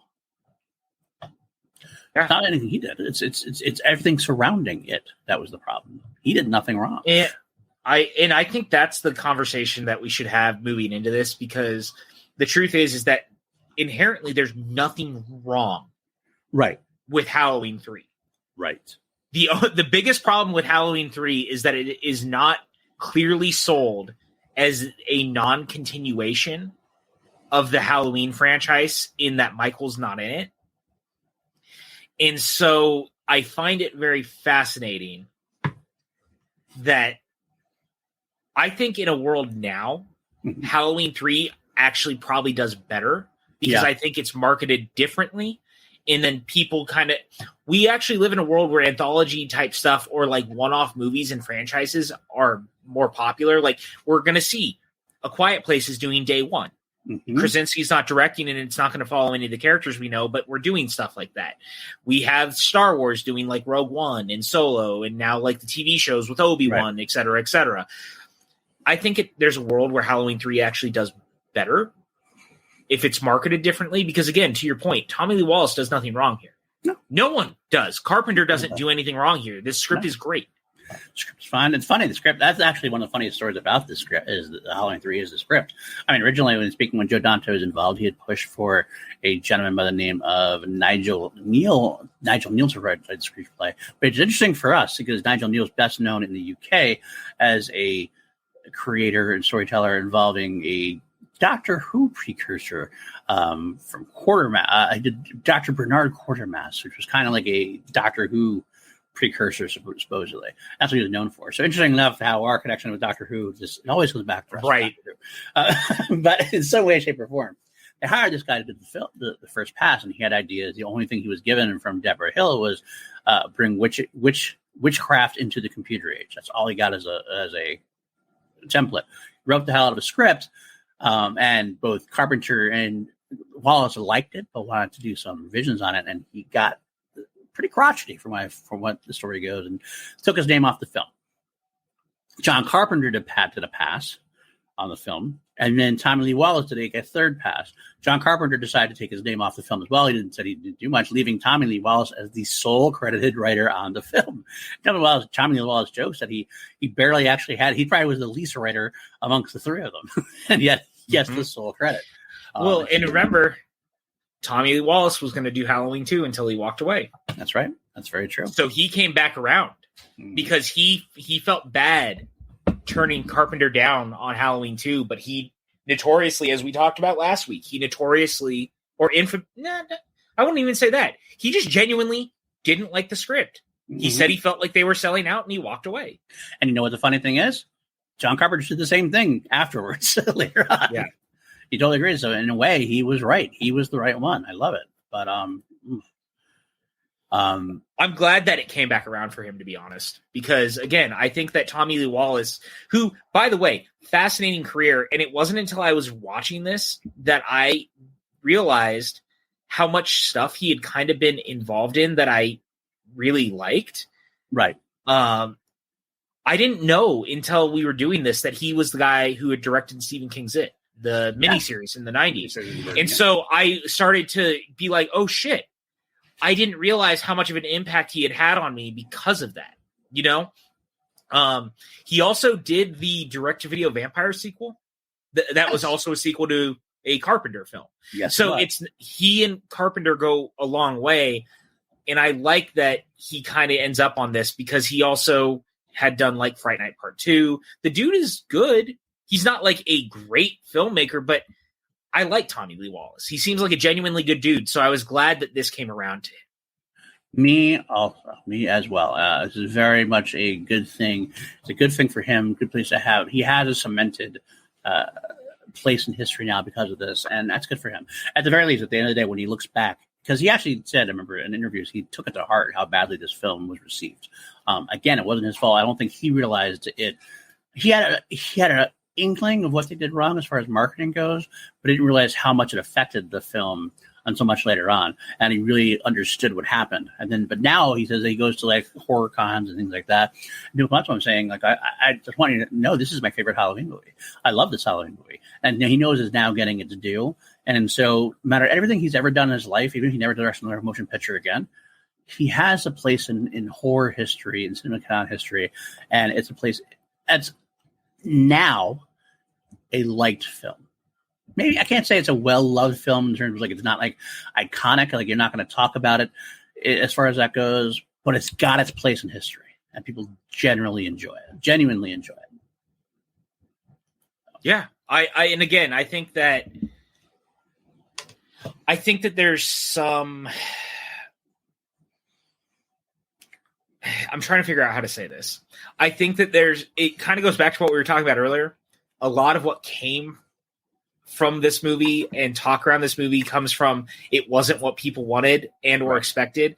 But now in the 40-year sense, we've taken time to like reevaluate it and actually look at it not in the vacuum of, well, it wasn't Michael, so it's bad. And I think that's why here we are talking about how much we like it. And we would love to see like a legacy sequel, because the truth of the matter is it's a fucking good movie. Yes, it is. It's anything you could have wanted. If you had come to me and said in 1982, when this was made, and said, this is a film that is Halloween themed, it's a scary movie. I'm going to go one step further. You came to me in 1982, said, here's this movie. It's called Season of the Witch. I enjoyed it. Crazy that this is fucking 40 years this year. What a perfect time for this for us. I know, right? I would say I enjoy the film. This is great. In fact, it had to be called Halloween 3. ruined it for people, and it's unfortunate. But I'm glad that now it is genuinely liked. So let's move into the actual film now. I think we did enough with the behind the scenes stuff. Obviously, we open up. I just want to say real quick. Go ahead. I commend you on how you did this, because normally I'm the one who comes in and I'm like, here's the history of everything. I just wanted to say, for the first time, you doing the history of the project, I thought you did a really nice job. Well, I really appreciate that. I know I tend to let you do it because I know you like to. This is some of your love for things, and you do it so well. Yeah. So it's kind of like thanks, but our man. place. You really do. You do a great job. I wasn't even doing this like to get. I just want to tell you, I genuinely thought you did a nice job. Thank you. I really got, it just happened to be that I ran with it. So we just started going that way. But I do appreciate that. I guess I had to prove that I can do it too. Maybe that's what it was. So. It's all right, guys. PJ will probably do it more often than I will. I'll tell you that much, because I enjoy listening to PJ's take on things. He's a very PJ. I'm not going to. I don't want to kiss your ass here, but I love talking about these things because you are so well versed in these things. You love behind the scenes stuff, the production, getting into it even more than I generally really do. And so, like, I hearing this from you, I'm like, it makes sense. I see things that I don't usually see sometimes, but some cases That's what I like when we talk about movies in general. Just because, like, I think about it and I'm like, you and I come at things and then we fill in each other's knowledge and like find ways to talk about stuff. And it's like, it's changed my outlook on how I watch things. And I know you and I have talked and you've been like, holy shit, the way that you talk about this thing totally changes my outlook on a movie. And that makes me feel good. And that's what I hope we're doing when we're talking to people here. I hope so too. I hope there's people out there who have never watched Halloween 3 or watched it once and they hated it because it wasn't Michael Myers. I hope they listen to this podcast and go, all right, I'm going to actually watch it and give it another shot. And if you do, please let us know, because that would actually make our days if you did that, because we love hearing that kind of stuff.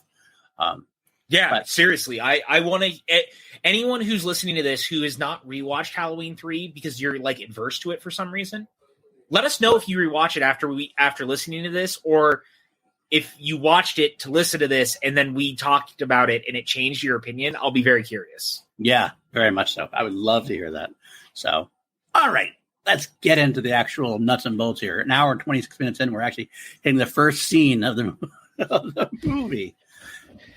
Yeah, to be fair, the last half hour was about the movie, at least. That's true. That's very true. At least, yeah, that's for sure. So we open it up. It's a week before Halloween. We see this middle-aged guy running from somewhere. It's very still Halloween. Yeah. Halloween, Oh God. Halloween. We should actually talk about that right off the bat. That is so well done, because it's the point of a joke. If you tell a joke, sometimes a lot of times the joke where you will tell a joke and it's kind of sort of funny, and tell it again and it's kind of sort of funny, and tell a third or fourth time it becomes annoying or kind of whatever. But then you keep telling it, and eventually it comes back around and becomes funny again. It becomes even more funny. That's the case with this jingle. The first thing here is kind of catchy, gets annoying. They keep bringing it back, and at the point by the end of it, you're singing along, and that's what it is. Yeah, I love it. It's a great jingle, and it works. And it's an earworm. It's stuck in my head. It has been since I watched it, and it was like 3 days ago. And yes. I love it for that. I really do. I do too. I love it so much. And it's just a simple, childish, catchy thing. And you know what? It's exactly what it should be. It's a catchy jingle that would catch children's attention. They would sing along. They'd want to get involved. It's exactly what they wanted to do. It's perfectly what they want to do. So love it. So anyway, we got the middle-aged sales. Yo! Breaking news that has nothing to do with this. Kurt Russell just joined Godzilla and the Titans on Apple, and Wyatt Russell also joined it and will play Kurt's younger self in the show. Really? Breaking 1 p.m. just now. Oh, wow. Interesting. Oh, boy. That's very interesting to me. Gimme now. Gimme. Oh, my God. I am shocked, chagrined. That can be very, wow. Okay. Well, there's something to look forward to for sure. We don't break news. We don't break news on this podcast very much. I am so stoked right now. Holy shit. Sorry, guys. Awesome. I know we said that this is like a legitimate reaction to me just seeing out. this. Yeah. Give me. Yes, exactly. I am all the way I on fucking love Kurt Russell so much. And to have him involved in this universe for you, oh god, it's like a no-brainer. No-brainer. I'm so happy. Holy shit. I am as Holy well. shit. Holy shit. Holy shit. Okay, continue. Sorry. So I guess we're going to do the monsters at some point. Anyway, if you're going on, okay, so finally again, Harry Grimbridge is running on foot from a car. We see a car's headlights. Great tone, right from the beginning. It feels creepy. It feels it actually feels very Carpenterish in a way. Not unlike Christine to a degree. It feels a little bit like Christine, which is made in a similar time frame. I love the idea at the beginning. We get to see this mysterious man wearing a great business suit and shiny black shoes. Eventually discover that it's a silver shamrock henchman. And it's a very creepy beginning to the movie. Well done, well crafted, well created. Right away, we are set up good. Even if you're not, even if you have a problem with that, Michael Myers in it, this was a nice setup. I loved how it worked out. Of course, he makes it away from the man by. This is the interesting part to me. Interesting, funny, kind of like a funny thing about it is when the android is killing him, or like he's choking him out. He starts like grabbing this car like braces brake on the car, and the car slow rolls into the android and like does a little crashes a little bit. It's kind of funny because it's one of those things where like it doesn't look like it actually should have done a whole lot of damage, and yet it's the 80s horror. You kind of have to let it go and let it, because like it's going to happen. But it's a good start to the film overall. We don't know where we're going with it. Then he runs to the gas station where the attendants there watching TV. We first get the silver shamrock stuff as well. And then he gets it to the hospital. We got to go to the hospital. And that's where we first really begin the movie. We get to see everybody. We're really going to start learning who they are. Introduction to, of course, Dr. Daniel Chalice, who continues the tradition of drinking surgeons, drinking doctors that was reintroduced in Halloween 2. And I love me some Tom Atkins. He is, without a shadow of a doubt, one of my favorite bits of this movie. My favorite bits about a lot of movies. He's not a very well-known actor, unless you're a B horror fan. But he is so good in this movie. And he is such of the time. In fact, I think he might be the one thing that'd be difficult to nail in the Legacy sequel, because he is so of the 80s, unabashedly of the time, and he'd not get away with a lot of the antics that he does. I mean, it's the guy who is divorced or separated from his wife. I don't know, divorced from his wife. He gets together with Linda. Gets together with the dead guy who dies, his daughter, who he's making this plan with. He flirts and like slaps the ass and promises dinner of like every nurse in the building, grabs 6-packs left and right. He's just like very 80s version of, he's a man's man of the 80s, mustache and all. He's 100% the 80s man's man that you've come to expect from him. Because again, like the funny thing is that at this point, he's also worked with Carpenter a few times. Mm-hmm. He's been in stuff where he's always kind of been the man's man. Like he's in The Fog. He's in Escape from New York. He's in Creepshow. Of course, then he'd go on to be in Lethal Weapon. He's in the original Maniac Cop, which, I love. Like this dude is a guy who he is the prototypical man's man. Of the 80s, yeah. Grabbing that 6-pack of beer, doing his thing. He's got some funny, amazing dialogue. I love the dialogue when the girl gets her later on. She's sitting in the bed. She's like, "Well, where do you want to sleep, Dr. Chalice?" Well, that's a dumb question. That's one of the greatest pickup lines maybe ever. Because he's like, I could just sleep on the floor, but that'd be us comfortable. Maybe I should get another room, etc. Sleep in the car. It's so funny. I love it so much. I do. It's great. But he has a lot of those moments during the whole movie. Let's be honest here. He's a weird character in terms of, this is a doctor. He's a doctor in the hospital. But he's really more of a private eye, if anything else. He acts like a private eye. I don't understand like how the doctor gets that. I know he's there when the guy dies, so he's like gets interested. But it's funny how they turn him into this like detective out of nowhere.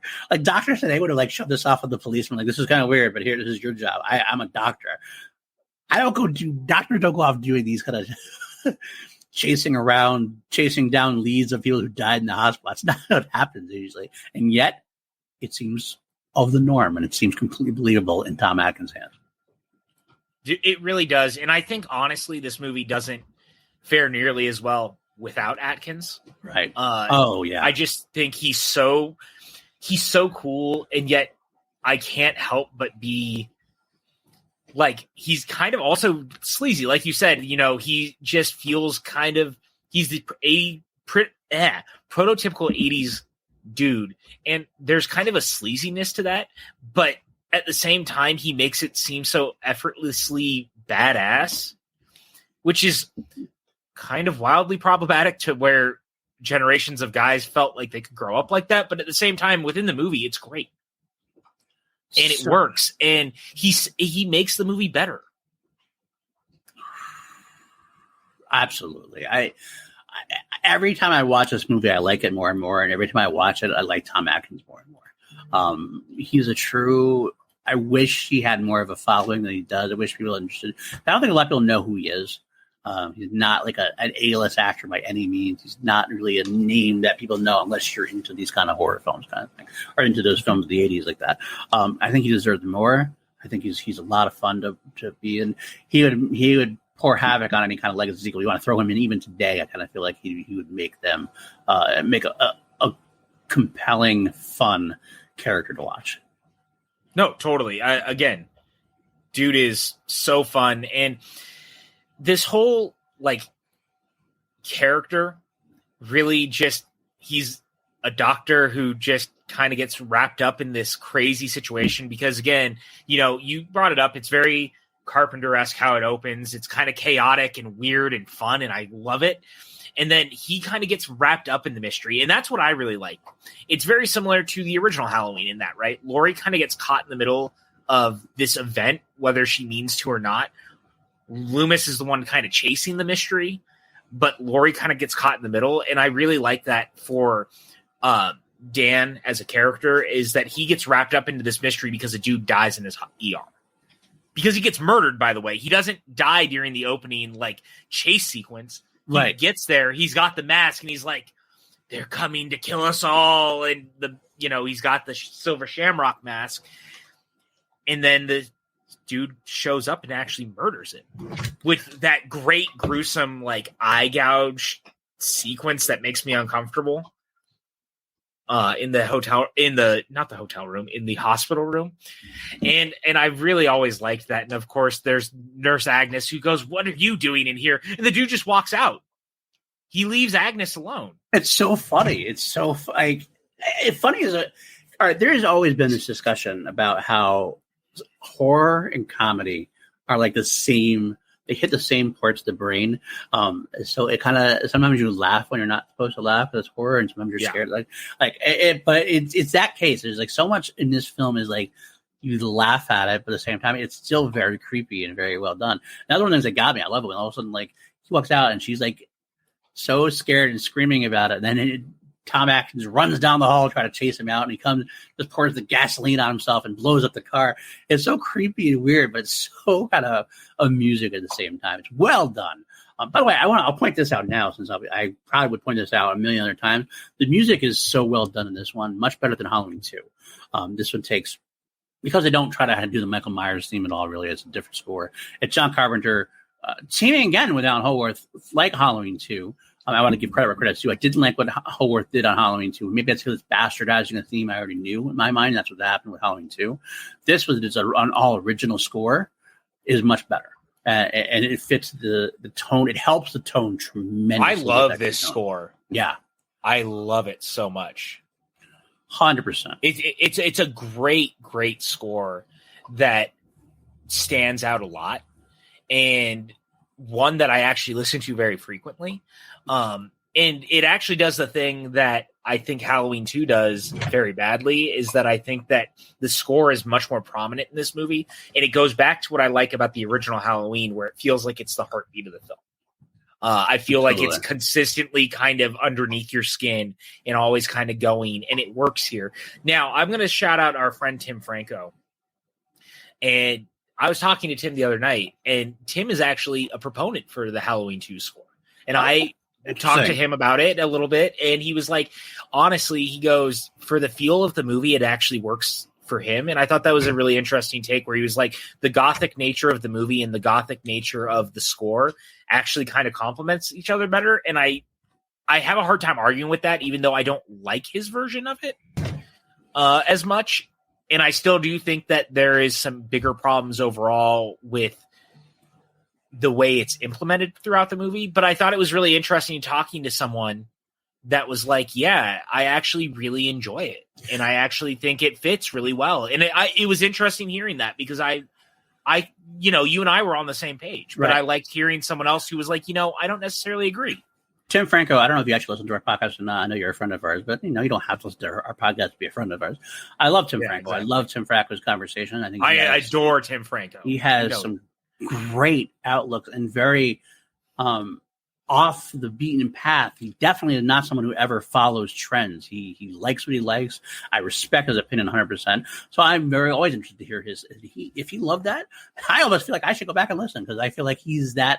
I respect his opinion that much. I almost want to go back and revisit it. But that's the kind of conversation I was talking about before. I can have that conversation with Tim Franco and love that conversation with Tim Franco, even if I end up not agreeing with Tim Franco, because he does it respectfully. He does it the way you should have that conversation, and it's not legitimate. It doesn't extremely go off in one direction or the other. Until I have that conversation, until I revisit it, I will say, again, I did not like the way it was done. I thought it overly just went over. It just added too much to what I like the simplicity of the original Halloween score. I felt that Halloween 3 was back to basics, more simplistic type score, especially for something of the quote unquote computer age, so to speak, as they were trying to talk. I enjoyed it. I enjoyed it quite a bit.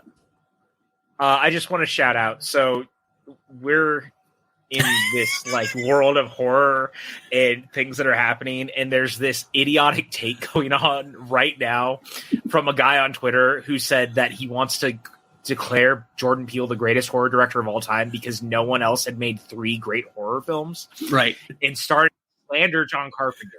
While we're sitting here, this is all happening while we're here. Jordan Peele finally replied to him and said, "Sir, please put the phone down. I beg you." And then responded again, "I love your enthusiasm, but I will not tolerate any John Carpenter slander." Thank you, Jordan Peele, coming out. We love it. I was already seeing Nope this weekend, but that would make me go even further. I'm all on board the Nope train. I'm ready. I'm all on board the Jordan Peele train. I think Jordan Peele's a phenomenal director, and but he also knows where he stands. He's just in his early stages. Let's see how things go. He might end up being one of the all-time great horror directors. Absolutely. But you can't crown him that after 2 films and then maybe a third. If you've seen Nope, then yes, the third film at that point, which I haven't seen, so I can't really contemplate. By the way, I will throw it out there that I'm definitively in the minority. Speaking of not following trends, I actually enjoyed Us more than Get Out. That's a conversation we can have at a different time, I think. But that gets me crucified by people. When I say that among people look at me funny, but hey, this is what it is. What can I say? Hey, I just wanted to throw it out there, too. If your take on John Carpenter is he only made 1 great movie, and that movie is Halloween, definitively wrong. It's time for you to go outside, touch some grass, and learn that you're 100% actually wrong. That's one of the few times that I think you're objectively actually wrong. Yeah. Just throwing that out there. Yeah, I'm going to say that as well.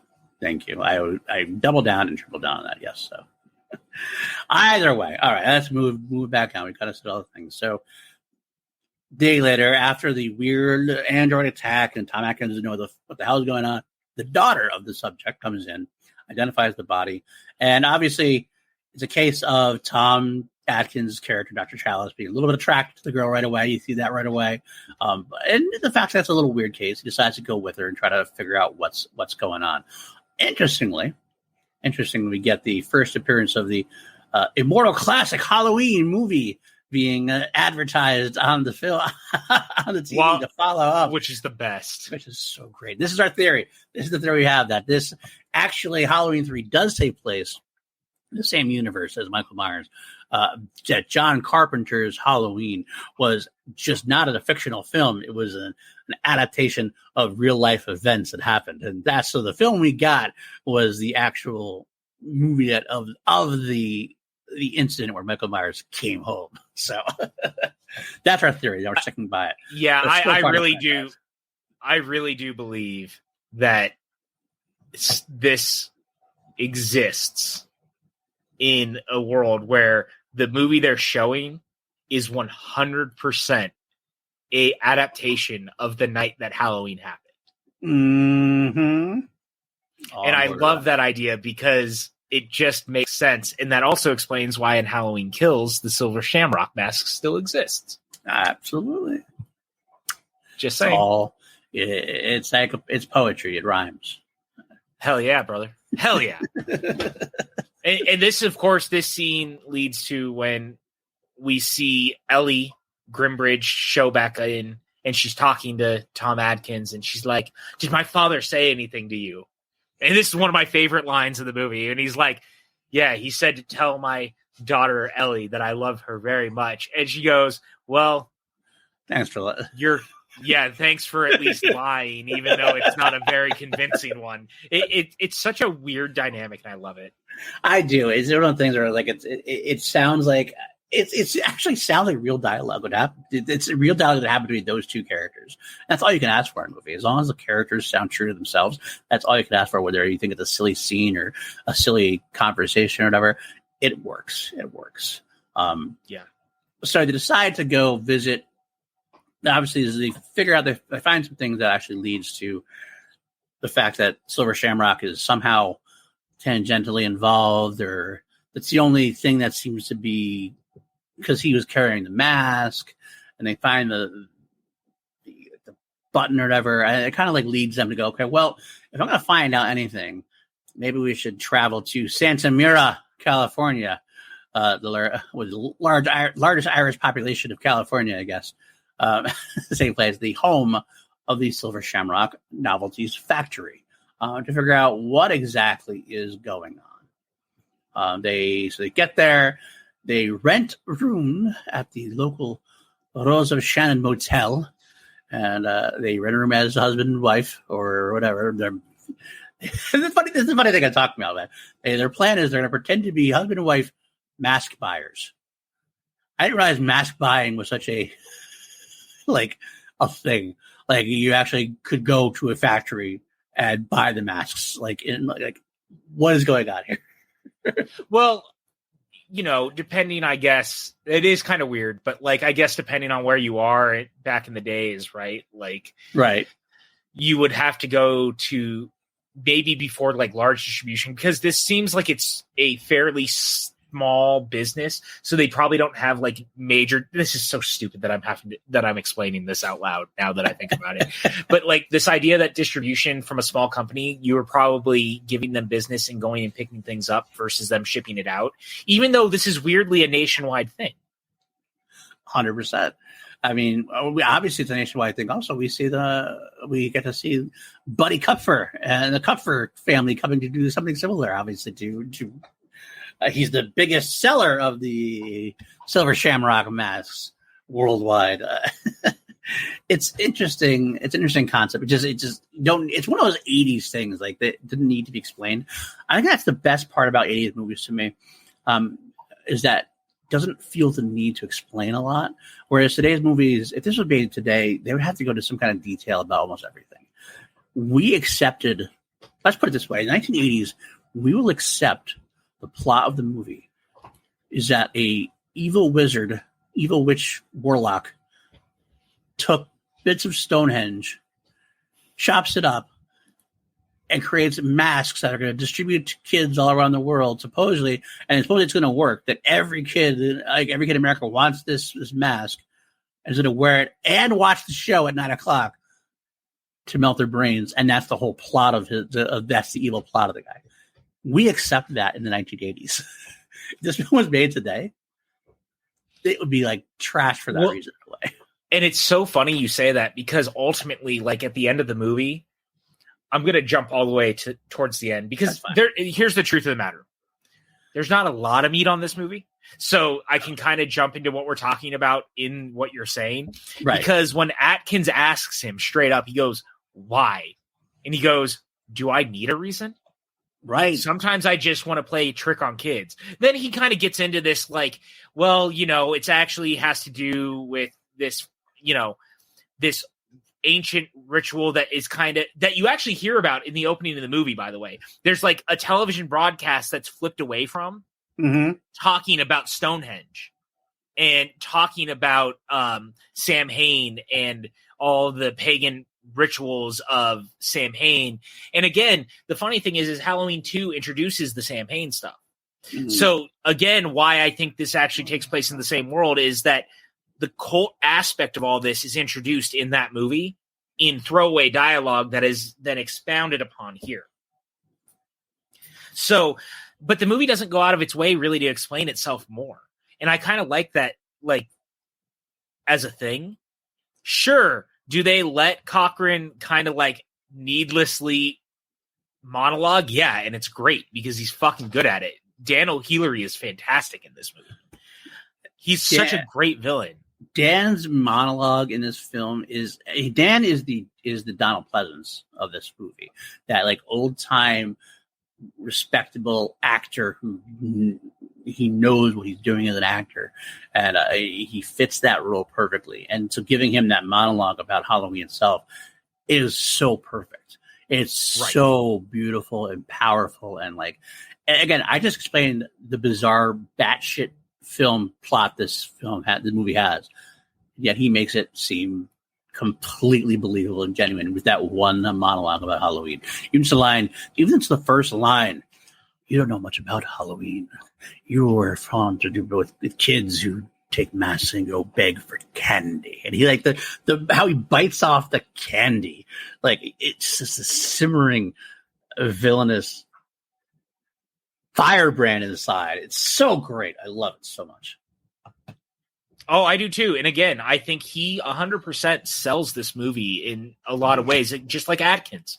And there's also like, for an 80s horror film, there's a little bit of a Bond villain aspect to Cochran. Oh, yeah. Especially with the monologuing, because again, Michael is not a talkative character, so you don't get any weird monologues from him. But I kind of love that you do here. Could you imagine if Halloween ends, has Michael take his mask off at the end and he starts to monologue like a Bond villain? I would fucking lose it. It would be hilarious. Oh my God. There would be pitchforks though from a lot of people. Let's put it that way. I mean, probably, but still. It would be fucking hysterical though. But I really love this whole thing because ultimately at the end of the day, like the stuff happening in this movie is kind of in a vacuum of the mystery moves, not a lot happens. The mystery moves, not a lot happens. You're waiting for it. Every once in a while, there's a really cool kill. There is a great kill inside one of the motel rooms, by the way. Oh, Marge, yes. Marge gets... Actually, her last name being Gutman, kind of fitting for being gutted in the face. Gutted, yes. Yeah, like gutted. It's incredible makeup work. It's incredible visual work, especially for an 80s horror film. Yeah. I remember I watched that when I did my rewatch. It specifically noted that just like you did. I looked at it and go, "That's damn good work. That looks genuinely terrifying right there." And usually, a lot of 80s practical effects, like they're great for the time. You look back, kind of like it's a little, I don't want to say laughable because you shouldn't say laughable because that makes it sound bad. But like it's obviously fake or whatever. You can kind of tell. You're still like, "Wow, it looks pretty cool." This actually looked like really genuinely the article, which was like, "That's really fucking awesome." Yeah, it really is. And I think that's one of the standout things for this movie is I think that there's some really incredible visual effects work just in general. When Atkins watches that test, if you will, of the Silver Shamrock mask of the kid watching the broadcast in front of his parents. Yes. And the kid starts like grabbing at the mask and he's freaking out. What I love about it is the kid's not screaming a ton. No, yeah. It's almost like it's stifling him. Mm-hmm. And then you see the bugs coming out and the snake coming out, and the parents are the ones reacting to it more. Yeah, right. I love it. So do because I think it's such a brilliantly dark moment. Number one thing Carpenter was always good at was putting kids in danger. It was something we talked about a lot during the Halloween one. But here, the kids are actually being killed. And so then to follow that shot up, by the way, with all the kids across the country who are, it's like showing Phoenix and it's showing New York and it's showing Los Angeles. And it's all these kids out on Halloween, like having this idea that we just saw what happened to this child and now it's going to happen to other children watching. And not just that, he bought those masks for his kids. Yes. That's the thing. And he bought different masks. The wife had bought the mask, but either way, right. Have the mask. The very mask is going to happen. Like, and that's the thing that it's a thread that's kind of weaved throughout. But obviously, he has a broken home a little bit. He's obviously divorced from the wife. He has a strenuous relationship with the kid. He's not always there for the kids like he should be. It's because his work and everything else. And this is taking him further away. But it doesn't mean they don't ever try to say he's a good father, but they are trying to like push forward the idea that he still is a genuine character and still cares about his kids. Again, it's that thing, that silver lining that I like, where you don't have to say you're a good father, but it's no black or white. It's very much a great thing. He does his best. Even if he's going to sling a six-pack out by him and walk around with the youngest hot fling or whatever, he still wants to do the right thing overall. And that's terrifying to him, that his kids have the mask. The wife's not going to listen to him because of the fights that they've had. And that's one of the most terrifying sequences in the entire movie to me, is a suspenseful aspect. He's called her a couple times already. And obviously every time it gets worse and worse, because he was supposed to pick up the kids after school, and he was supposed to pick up the kids to do something else. And this murder investigation kind of took precedence. At the very end, when he knows and figured out what's going on, he reaches out again for the final time to tell him, just take the mask. I don't care. You can hate me. Just take the fucking mask off the kids. And the wife is so upset at him already. She's like, I'm not listening to you. You're a pain in the ass. She thinks she's jealous because he got her. She thinks he's jealous because he got them other masks. And so she's totally not listening to him at all. And you could sense his frustration, and he's dealing with something completely over the top. Like, he's trying to find Ellie. He's trying to get things done. He's alone in this town at this point. And that's the last thing he hears. Like, he's just please take it off. And she hangs up. And so he can't do anything about it. His kids are going to have the mask on when this happens. It's terrifying. It's terrifying. I think that's why I love this movie so much, because ultimately at the end of the day, the children are the ones that are, in the center of it. They're the ones that are going to be violently murdered. All for this cult. And I love that. It's terrifying. It really puts them in the center of this situation, and two adults are trying to stop it. And I think we need more movies that kind of do that type of stuff. It's why Poltergeist is so great, right? Mm-hmm. And actually, I was thinking about this the other day. I had this conversation with Tim Franco. Again, shouting out Tim Franco. We went to see this movie called Grizzly at our local indie cinema, and they were playing trailers beforehand for some of the upcoming stuff. And Poltergeist is playing this weekend for the 40th anniversary. Mm-hmm. Number one, happy 40th birthday to one of the greatest horror films of all time. Have you ever noticed that the Amblin films, especially of the 80s, are literally the most nightmarish versions of the American dream possible? And I think we should do a podcast about it. I could be talking to that. Absolutely. Wouldn't that be much arm twisting for me? Because very true. Think about it. E.T., Gremlins, mm-hmm. Goonies, mm-hmm. Poltergeist, Raiders. Like, there's something to be said about the dark side of the American dream that those movies continue to represent through the 80s that I find endlessly fascinating. It was almost like everyone was like, look how great America is. And Amblin was like, yeah, but like, let's look under the hood, even though it's like, yeah, Gremlins is about like little monsters and stuff, but it was more like these little idyllic towns that everyone loved. Right. But like, you're kind of actually, there's a darkness to the town itself that the monsters just happen to be running rampant in, etc. So just something very interesting. Or Poltergeist, this idea that look at these beautiful suburbs, but where did we build them? Right. It's terrifying stuff. I love it. E.T., the nuclear family, but what happens when you take a part of that out? They're these kids caught in the middle of a divorce and the things that are happening. Very fascinating things. The Goonies, these kids that are going on an adventure, but all their homes are being foreclosed on to build a golf course, or it is, or The golf course? I can't remember. You saw the movie more than it's a golf course. It's literally a golf course because they even say we hope that where we're standing gets turned into a sand trap and you can never get your balls out. Yeah. Yeah. But anyway, look, here's what I'll say.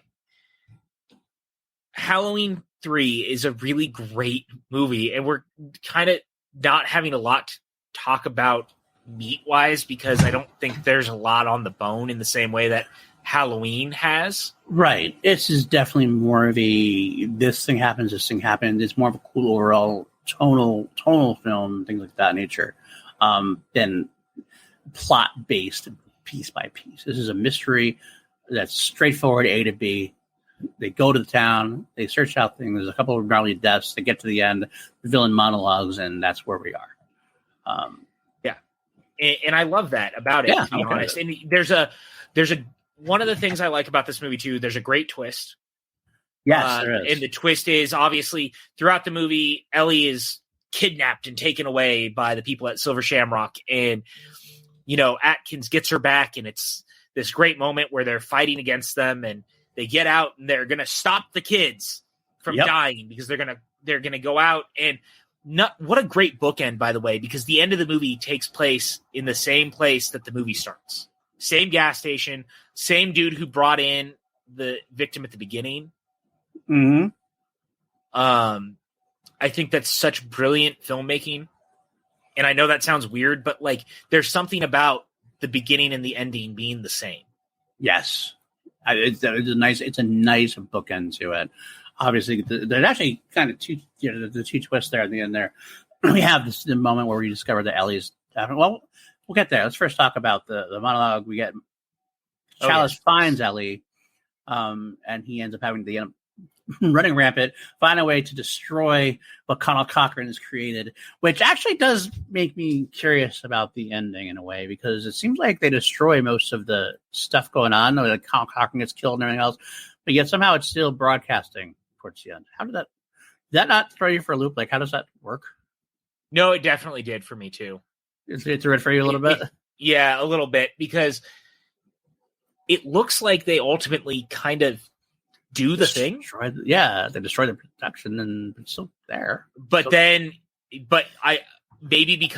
so here's the one thing I'll say, and it's the one thing that bothers me about the movie, and maybe someone has a better answer for me.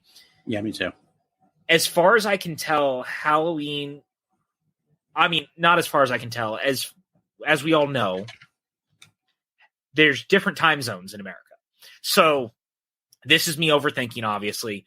As far as I can tell, the broadcast is supposed to happen at the same time across the country, right? Or am I wrong? It is supposed to be because So maybe they do stop it to a point, but obviously they don't stop fast enough because the cult thing starts to work. Yeah, as far as we can tell. But I'm not sure, because maybe it's only starting. Maybe it hasn't fully gone, because ultimately, he gets one network to turn it off. And this is at a time when there's only a handful of networks. There should only be 3 or 4. Now, the problem is there's all these local broadcast things that you're going to have to try to stop too. Yeah, 100%. And that's actually the brilliant thing about this movie, is that I like so much that we have this kind of open-ended thing. It's very similar to Halloween in that regard. Halloween 2 is not open-ended, right? Right. Halloween 2 ends everything. Everything's done. But Halloween ends very open-ended. Michael gets away. Right. We don't know what happens. This is kind of doing the same thing. It's leaving it open-ended, that we see one broadcast get cut off, but what happens with the rest? Is Atkins able to do it? And I love that it ends with that shot of him as it's zooming in. And he's like, turn it off. Stop it. Yeah. Yeah, it's so great. So great. I'm so glad they kept that ending. Because as we know, there's a chance at one point the studio hated the idea, hated the bigness of it. Of course they did. And much like, Tommy Wallace was very clear that he was inspired greatly by Invasion of the Body Snatchers, which also initially had a vague ending that the studio changed. The studio had them change the ending of it, so it seemed like that the government figured out, or they're getting the news out there, or whatever. It made it more a case that the good guys could fight back and win, potentially. Less vague. Tommy Wallace ended it similarly with that vague ending. The studio kicked back. They wanted an ending where they got that he got him to take it off and it was all good or whatever. And they went to Carpenter first, who Carpenter had final cut, I guess, of the film if he wanted it. And if I read the story right, I could be wrong. Carpenter had final cut. He could edit it out any way he wanted to do it. But he didn't use final cut for anything. Tom Lee Wallace was definitively director. And Carpenter went to Tom Lee Wallace and said, this is what the studio went to me about. They want this to happen.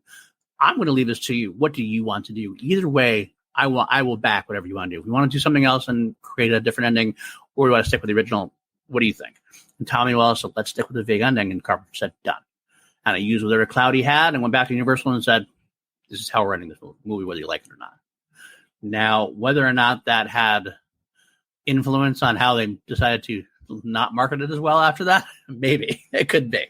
The studio maybe had less faith in it with the open ending. Maybe that kind of ruined a little bit of marketing. But either way, I'm glad it happened because it's definitively a much better ending than an ending that would be the good guys winning, so to speak.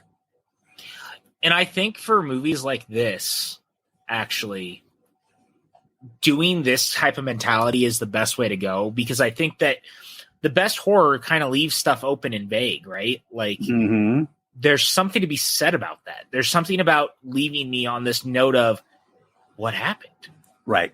Where are we going?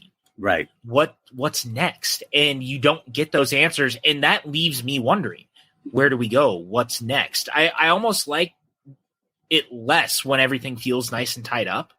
100%. Don't get me wrong. There's times that it's great to do that, right? Like, obviously, a movie like Scream, you need a more definitive ending. Yes, absolutely. I'm not advocating for all movies to have open endings. No, right. Not all open endings are good. Right. Exactly. But this in particular works. Is one of those, it needs to be. Yes. It works way too well in the way that it's telling its story. I think that leaving it in this place where I'm as unnerved walking out because we don't know if the good guy won. Right. Is very Halloween. Absolutely. And I'm here for it. And again, what a perfect tie to the fact that Halloween as an anthology, if it had continued, what if they were all kind of like that? Right. I kind of like these ambiguous endings of Halloween terror, leaving you in a lurch, going, I walk out and I don't know if it worked. I don't know if we're in the right place. I don't know if they actually stopped it. And for Halloween as a holiday, right? In America, what is it that kids say every time they knock on a door? Trick or treat. Are you getting tricked or are you being treated? We don't know. And I love it. We don't know. Love it. And I love that. I think it's so fitting, right? Agreed. God, it's just so good. And we didn't bring up the thing that we were talking about it, and I didn't really get there. Ellie is turned into one of the robots. Yes. One of the things, obviously, that's the big twist more than anything, is that Ellie is actually turned into a robot because for some reason Silver Shamrock has robots, and I kind of love that. It's a weird thing, but like there's some great moments of the dismantling of them, and like when Atkins pulls his hand out, it's covered all yellow. And, yeah, like some weird yellow goof stuff. Yeah, it's so great, and I love it. It's very Westworld-ish in a way. So, honestly, yeah.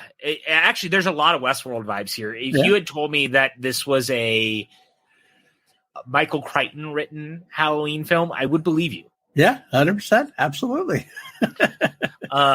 Because for the children at home who are not aware, Michael Crichton wrote the original Westworld movie. Westworld, yes. And the sequel, Future World. Which you should go watch.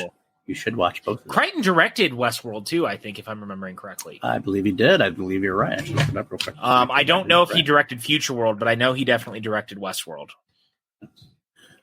He wrote and directed Westworld and Future World. He did not direct. He was involved with, but he did not direct it. Actually, okay, yeah, there we go. Actually, he wasn't involved with. I think he seemed like he was involved with Future World at all. To be honest, yeah. I'm not shocked by that. To be honest, that feels like Westworld did well, and they decided to follow it up. He probably gets like some sort of producer or created by him, but like I'm sure created by credit. Yeah, that's what it would be. Of course, that led to the great Westworld series of today, starring, of course, Ed Harris.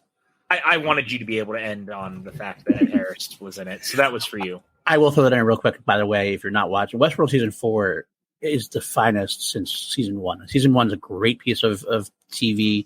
I know a lot of people fell off in Season 2, and 3 was not liked by a lot of people, and I get it. I got it. 4 is a return to form, so give it a chance. Watch a recap of 2 and 3 if you want, and get to Season 4. Season 4 is a lot of fun to it, a lot of powerful ideas, and personally, Ed Harris is kicking ass in this, so trust me on this. Go for it. But I trust you on this, obviously.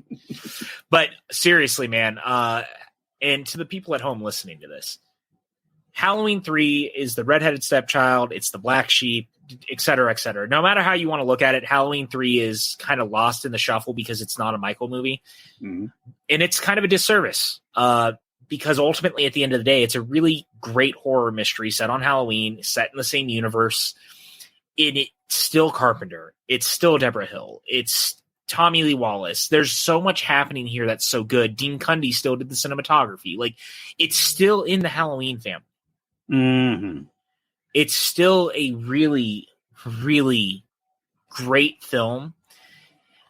And I adore it for that. So this film's existence has always made me very happy. It terrified me when I was younger, and it still does. And younger being like, middle school, because I remember watching it for the first time and being like, holy shit, like they really put kids in the middle of this, and that's really fucking scary. Yeah. Death of the kid, right in the front. Right, one of the biggest deaths in the movie is the death of the kid. Yeah, it's incredible stuff, man. It's just incredible stuff. Halloween 3 rules. It's got some incredible effects work. Mm-hmm. It's Tom Atkins rules in this movie. And here's the thing. Here's the Halloween 3. The argument over. I'm sorry to cut you off. The argument over. The argument you have to talk about mostly is this is the film compared to like Halloween 2 where the people actually cared about what they were making and enjoyed what they were making. So, and it shows. It shows. Now we're getting into our ranking. Speaking of which, I always found this is the weirdest one to rank. If you're going to rank the Halloween franchise, because you're ranking the Halloween franchise, you're ranking the Michael Myers franchise. This is a standalone movie for the most part, as far as the Halloween franchise goes. As much as I joke around about putting into the Halloween universe with the film version of Halloween and stuff, when we do these rankings of series, we tend to like compare them to comparing them to the other entries in the series. Definitely has an effect on our score, so to speak. So this is a weird one for me to rank because it's so the redheaded stepchild. I almost wouldn't want to rank it against the other Michael Myers films because it's too difficult to rank with each other. It's too out of the ball game. Now, in a what if situation, and we had the Halloween anthology series that Carpenter wanted to do, it'd be great to do that with. But we do rank these the way we're going to rank them. So I'm going to do my best here, even though I have a little bit of hesitation on how to do it. We will rank this as we are on 1 to 11. So we always go up to 1 to 11 on here on PLD projects. I will let you know right now, Halloween, we both ranked a perfect 11. Halloween 2, you gave a 6. I gave a 5. Where do you want to rank Halloween 3, Season of the Witch?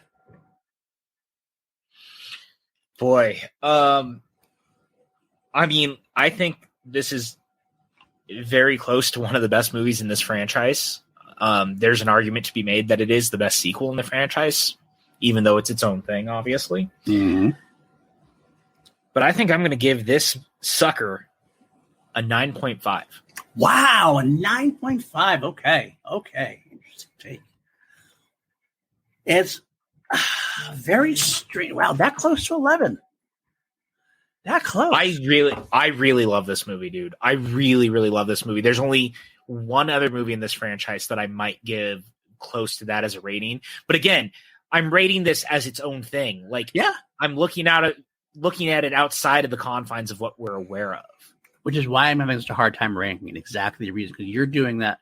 I would probably rank it higher as well. And some, depending on how I look at it, I rank it higher one way and lower another way. But I'm trying to go through it and try to see the best way to do it. Wow, it's a good 9.5. With that in mind, I definitely highly approve the film. I highly enjoy the film, and I think you should all see it.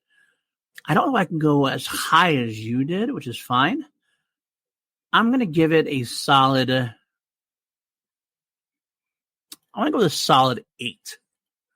Okay, yeah, I almost went with that, but the more I think about it, the more enamored I am with it. The score, Atkins, Tommy Lee Wallace's direction, like there's so much I love about the movie. There's so much that stays with me. I think it has some of the best kills in the franchise on its own, doing its own thing. I'm enamored with this movie and its existence still. I mean, you convinced me more with every breath you take. I mean, I was like, when I first watched the film, I gave it a 2, like back in the day, because I was one of those kids. Remember, I'm an 80s kid. Not quite young enough, so I didn't see this in theaters or anything else. But I did see this at a time where it wasn't widespread. Or I didn't know much about it. I don't remember. I don't think I knew Michael Myers wasn't in it. I think I rented it thinking Michael Myers was in it because I had seen it before. Understandably, because you saw it Halloween 3. Right, and that's what it was. So I was one of those people who were a little angry at first and didn't like it at first because of it, because I thought I was sold a wrong bill of sale, and it totally colored the entire thing for me.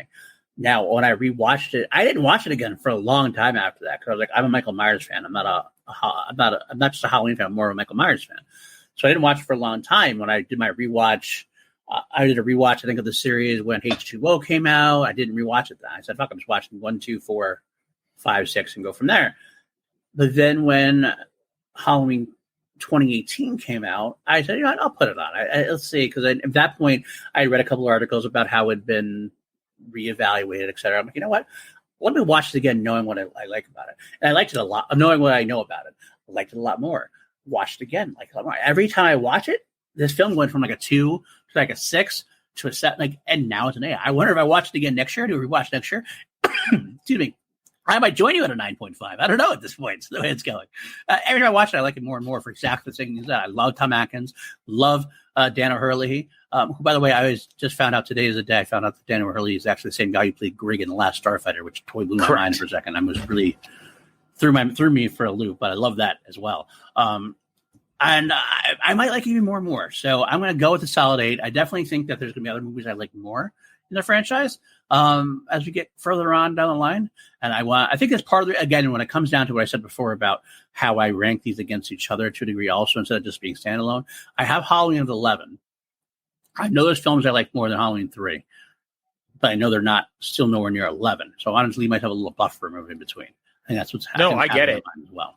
But we'll find out. We're going to find out more because we'll find out more about that next week, I think, because next week is a film I really love.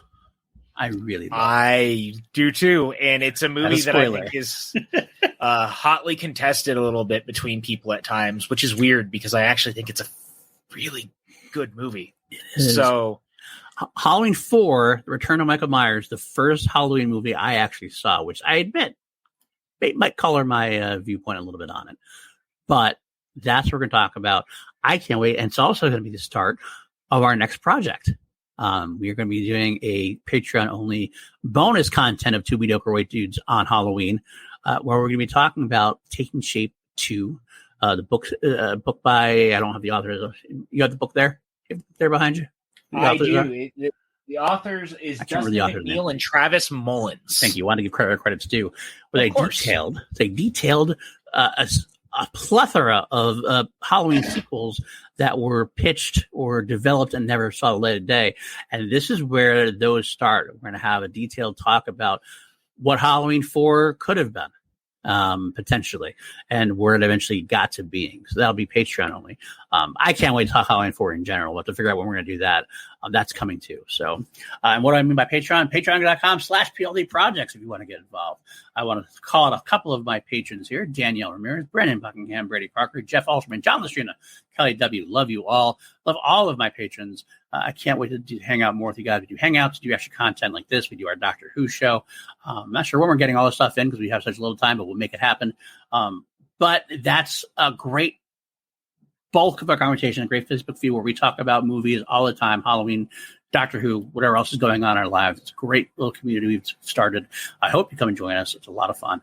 I just want to point out, yesterday when we said we were going to do this podcast, I was like, there's no way we're going to do a 2.5-hour podcast on Halloween 3. Mm-hmm. I was wrong. I just want that noted. I was wrong. You were wrong. That's okay. It's okay. It's fine. We did it. I mean, granted, we had a long banter at the beginning that definitely took up some time, but that's okay as well. I always factor that into the fair. longer conversation of what we're talking about. Fair. So, That's fair it's enough. great. And by the way, for everyone who, I feel bad, Paul was talking about the House with the Dragons up top as a trailer. I just want everyone to know what this was supposed to start as was the House of Dragons trailer, and we lost the script, and I'm sorry. That's right. About 45 minutes in, I was like, you know what? We're not going to talk about it. We're already so far over. We're not going to talk about it. But go watch the trailer. It's very interesting. It's a very good trailer. So I'm going to see. I just wanted to give you your moment. I really appreciate that. I do appreciate that. That's it. That's it, guys. Where can folks find you, PJ? Twitter, Instagram, PJ_Campbell. Please check out the movie Trivia Schmodown all the way to the end. We are very proud of the work we did, and it all comes to a close in October. So thank you guys again for all the support, and keep an eye on my Twitter feed. I've got some stuff that I'm brewing up that I'm very excited to talk about in the near future. I'm very excited to hear you talk about that.